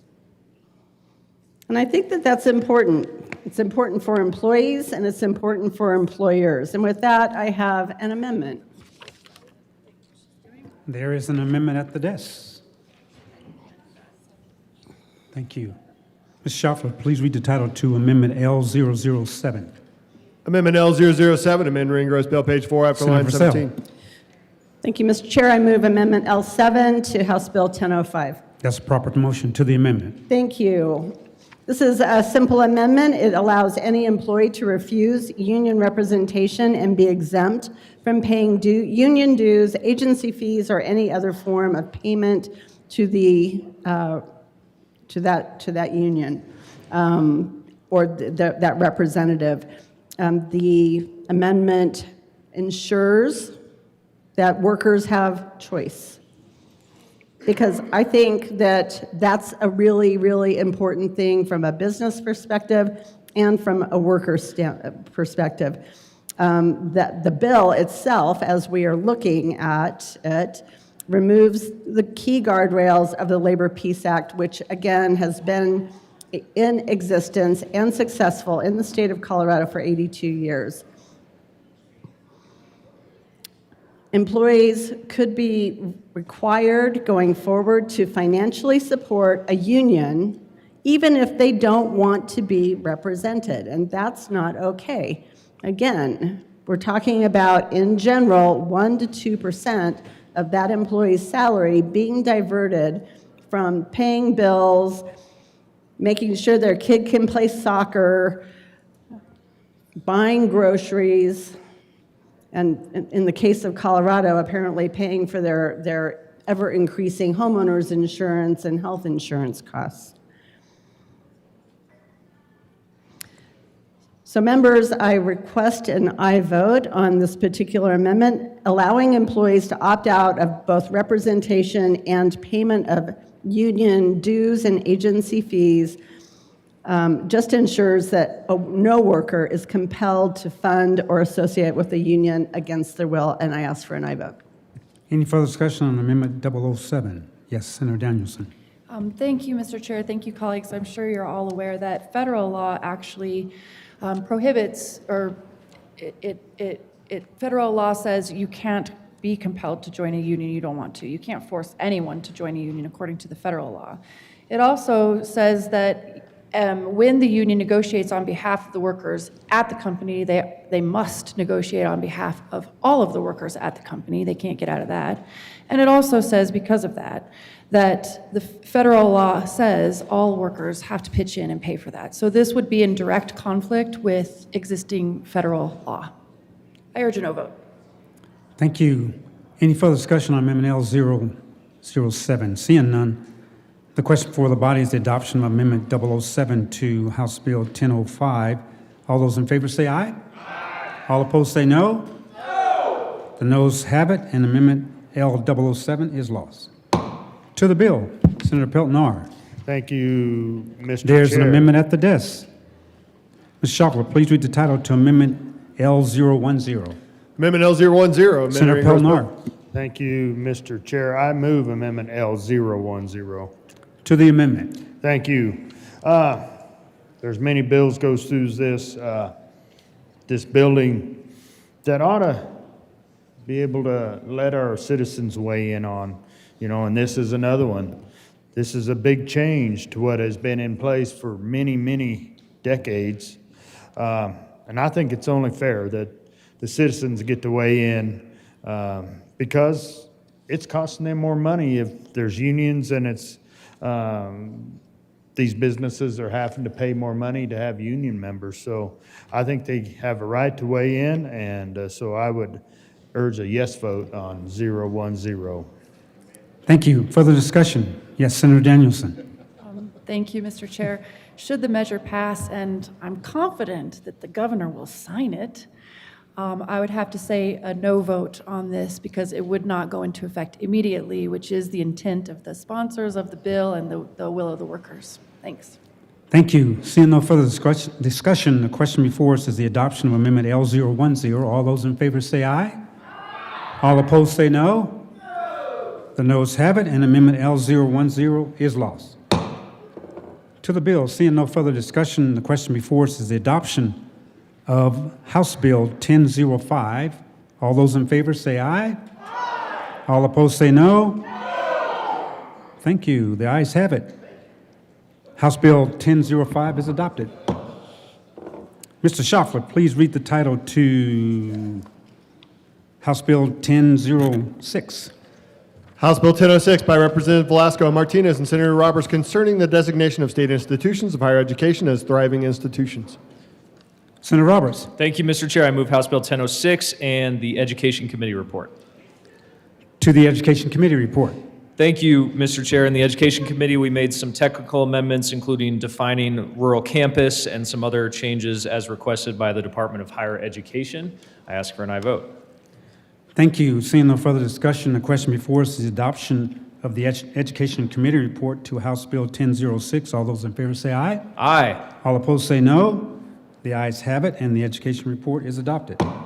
To the bill, there is an amendment at the desk. Thank you. Mr. Schaffler, please read the title to Amendment L014. Amendment Senator L014. Roberts. Thank you, Mr. Chair. I move L014. To the amendment. Thank you, Mr. Chair. This just makes a change and clarification to the implementation date for the bill. I ask for an aye vote. Thank you. Seeing no further discussion, question before us is the adoption of Amendment L014 to House Bill 1006. All those in favor say aye. Aye. All opposed say no. The ayes have it, and Amendment L014 is adopted. To the bill, Senator Roberts. Thank you, Mr. Chair. Colleagues, House Bill 1006 is a way for our state to recognize some of the higher education institutions within our great state that are valuing student success and making sure that students persist, graduate, and secure meaningful employment. This would allow the Department of Higher Education to come up with a thriving institution designation. It does not require any new funding, any new commissions, any new staffing or reporting, but utilizing existing resources and data to determine which of our institutions in Colorado are thriving institutions and give them that designation.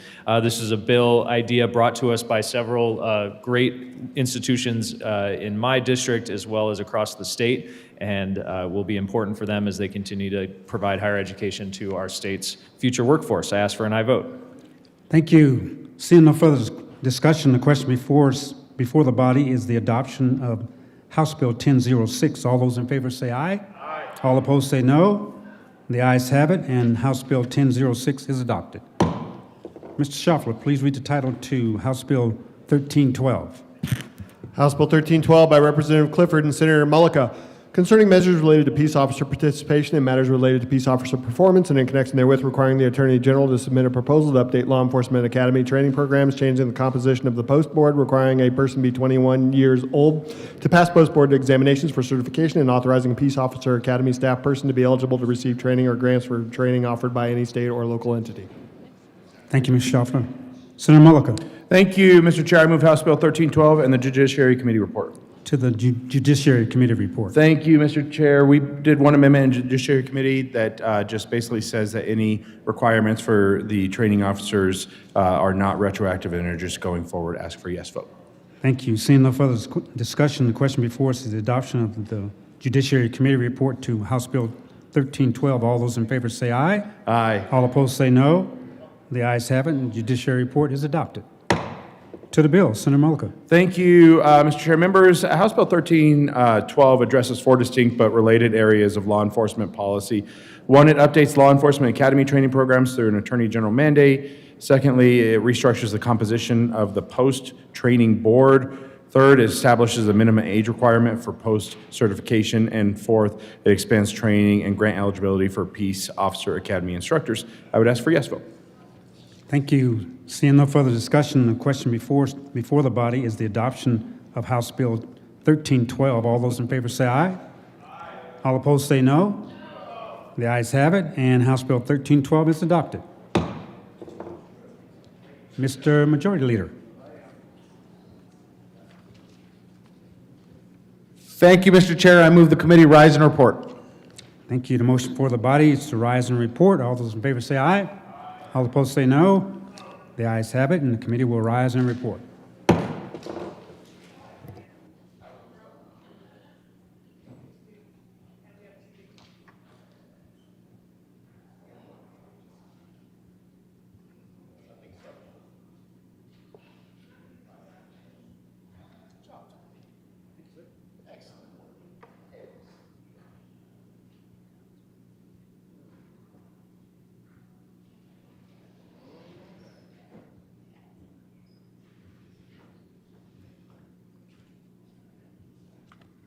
The Senate will come to order. Senator Exum. Thank you, Mr. President. The committee has had a number of bills under consideration. Will the clerk please read the report?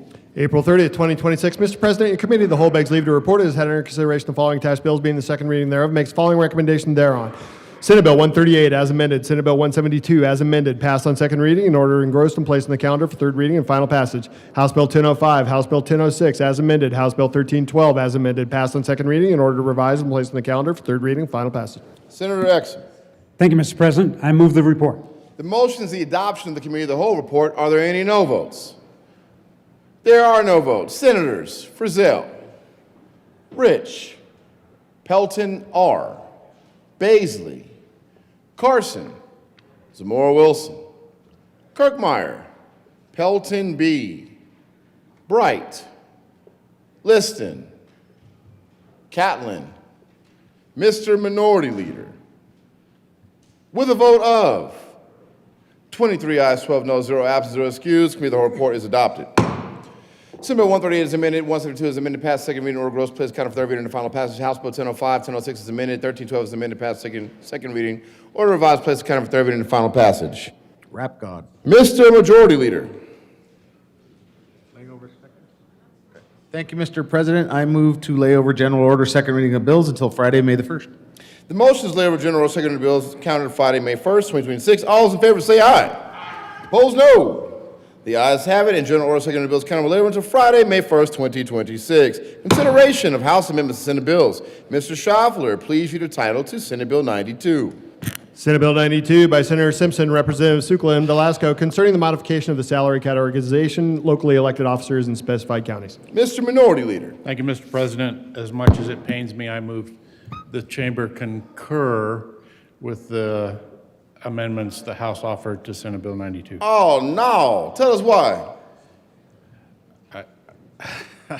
Mr. President, it's been a challenging bill trying to do help counties that requested change in their classifications. It just didn't go how I had intended and expected it, but all in all, I can support the changes that the House made.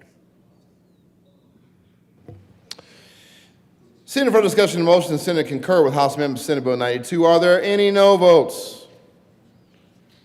With a vote of 35 ayes, 0 no, 0 absent, and 0 excused, that motion is adopted. Mr. Minority Leader. Mr. President, I move for the repassage of Senate Bill 92. Proper motion. Any no votes? Oh, can I discuss? Oh, you'd like to discuss? Yeah. Please, Mr. Minority Leader. Thank you, Mr. President. So, this bill, because I represent 14 counties, it's like almost every year a county comes forward with a request of a change in classifications. This one was really unique last fall. One of my counties asked for a change in classification to go down, to reduce payment to elected officials in that particular county. So I said, yeah, I'm all in on that. And when I've done these in the past, I've reached out to CCI and said, look, we're running a bill, go through your organization and identify any others so that we just do this one time. And inevitably, this is what happens, and lesson learned this time, narrow the bill title so that it's very specific to one county that wants to go down in classification. The introduced bill included Pitkin County that I took off because I wasn't fully convinced they had enough public engagement and notification in their request. So I pulled that off. Then it went to the House. They worked again with me to offer enough verification that indeed they did do the public engagement that I had requested. So adding Pitkin back into the bill was not that much of a leap, but then two other counties made similar requests. Lake County and Cheyenne County requested changes, asked them to go through the same verification and public engagement, and they did that. So they did meet my expectations. So with an abundance of reluctance, I would support the repassage and ask for an aye vote on Senate Bill 92. Seeing no further discussion, the motion is the repassage of Senate Bill 92. Are there any no votes? Senator Pelton B. Kirkmeyer. Rich. With a vote of 32 ayes, 3 no, 0 absent, and 0 excused, Senate Bill 92 is repassed. Co-sponsors. Please add Senator Pelton R. I apologize, Mr. Shoffler. Please add Senator Pelton R as a co-sponsor on 92. And Senator Catlin raised his hand as well. And Senator Snyder. All right, now, consideration of the governor's appointments consent calendar. Mr. Shoffler, please read the appointments listed on the consent calendar.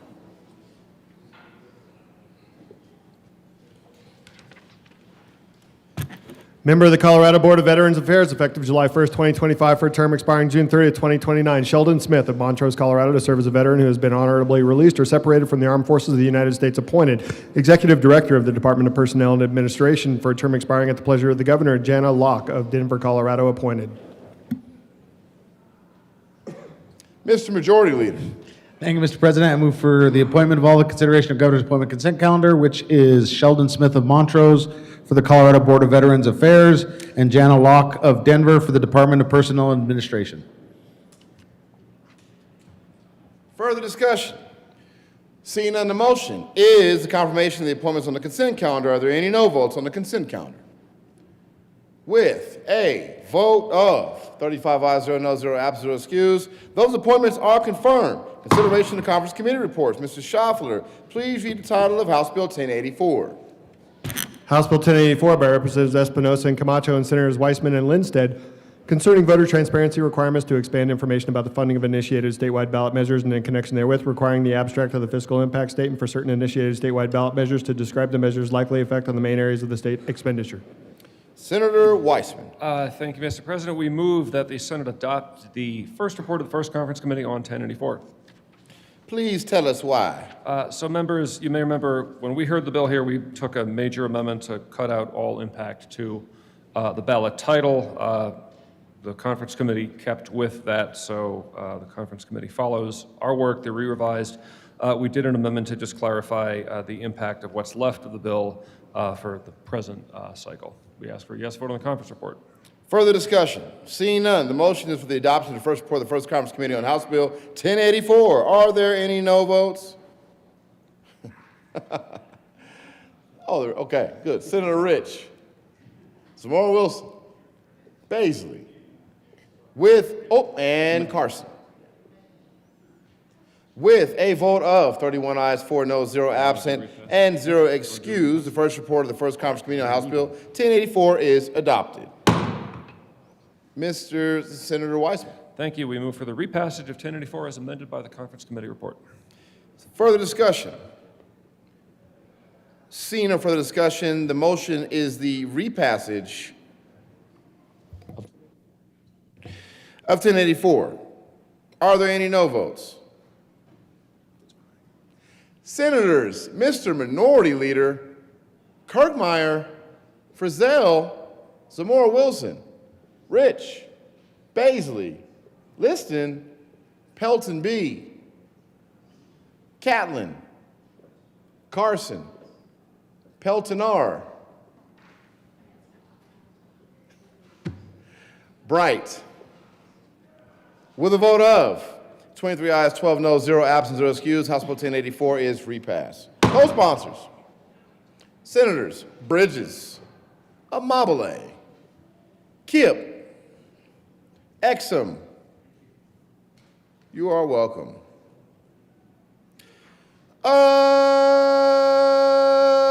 Announcements. Would the Senate choir please assemble to wish a happy birthday to members with interim birthdays during the months of September and October. That would be Senator Kirkmeyer on September 15th, Senator Kipp on September 28th, Senator Cutter on October 14th, and Senator Frizzell on October 31st. Halloween. Oh, thanks, man.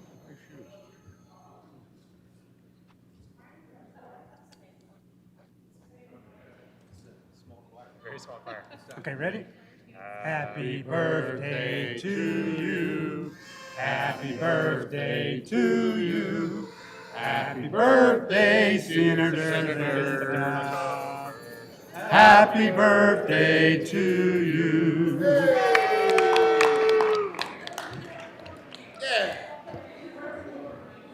Very good. The annual Halloween party will be at Senator Frizzell's house. Come dress in your costumes. Senator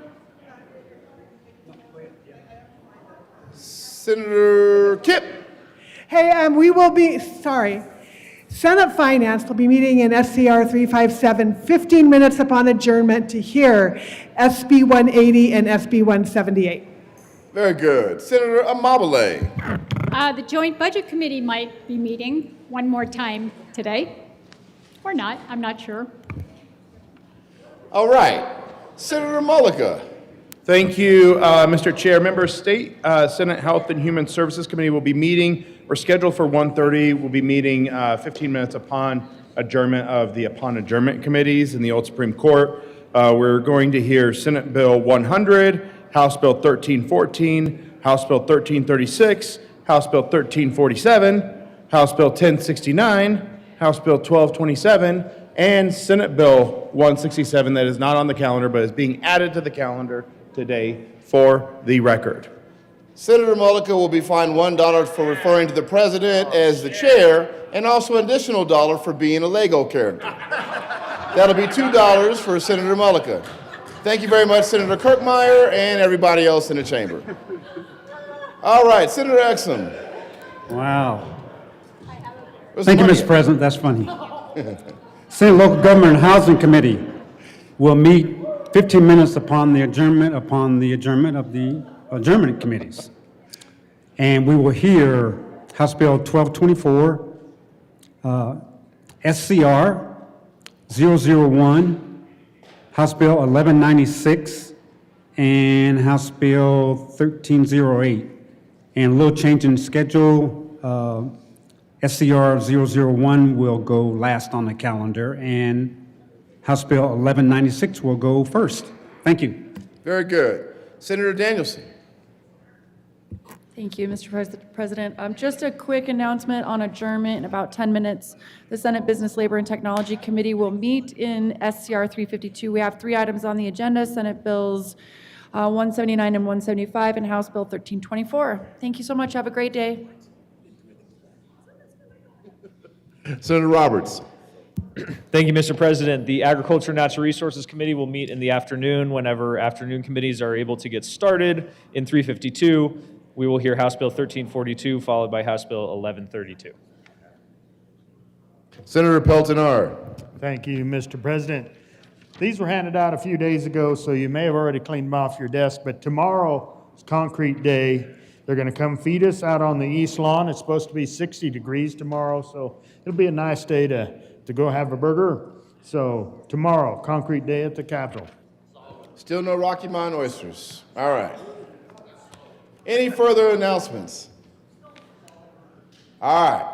Mr. Majority Leader Robert Rodriguez. Thank you, Mr. President. Colleagues, we will be recessing to read bills across the desk. No need to return on that, Mr. President. I move the Senate recess until 1 p.m. today. For the motion, all those in favor say aye. Opposed, no. The ayes have it, and that motion is adopted. The Senate will recess until 1 p.m. today.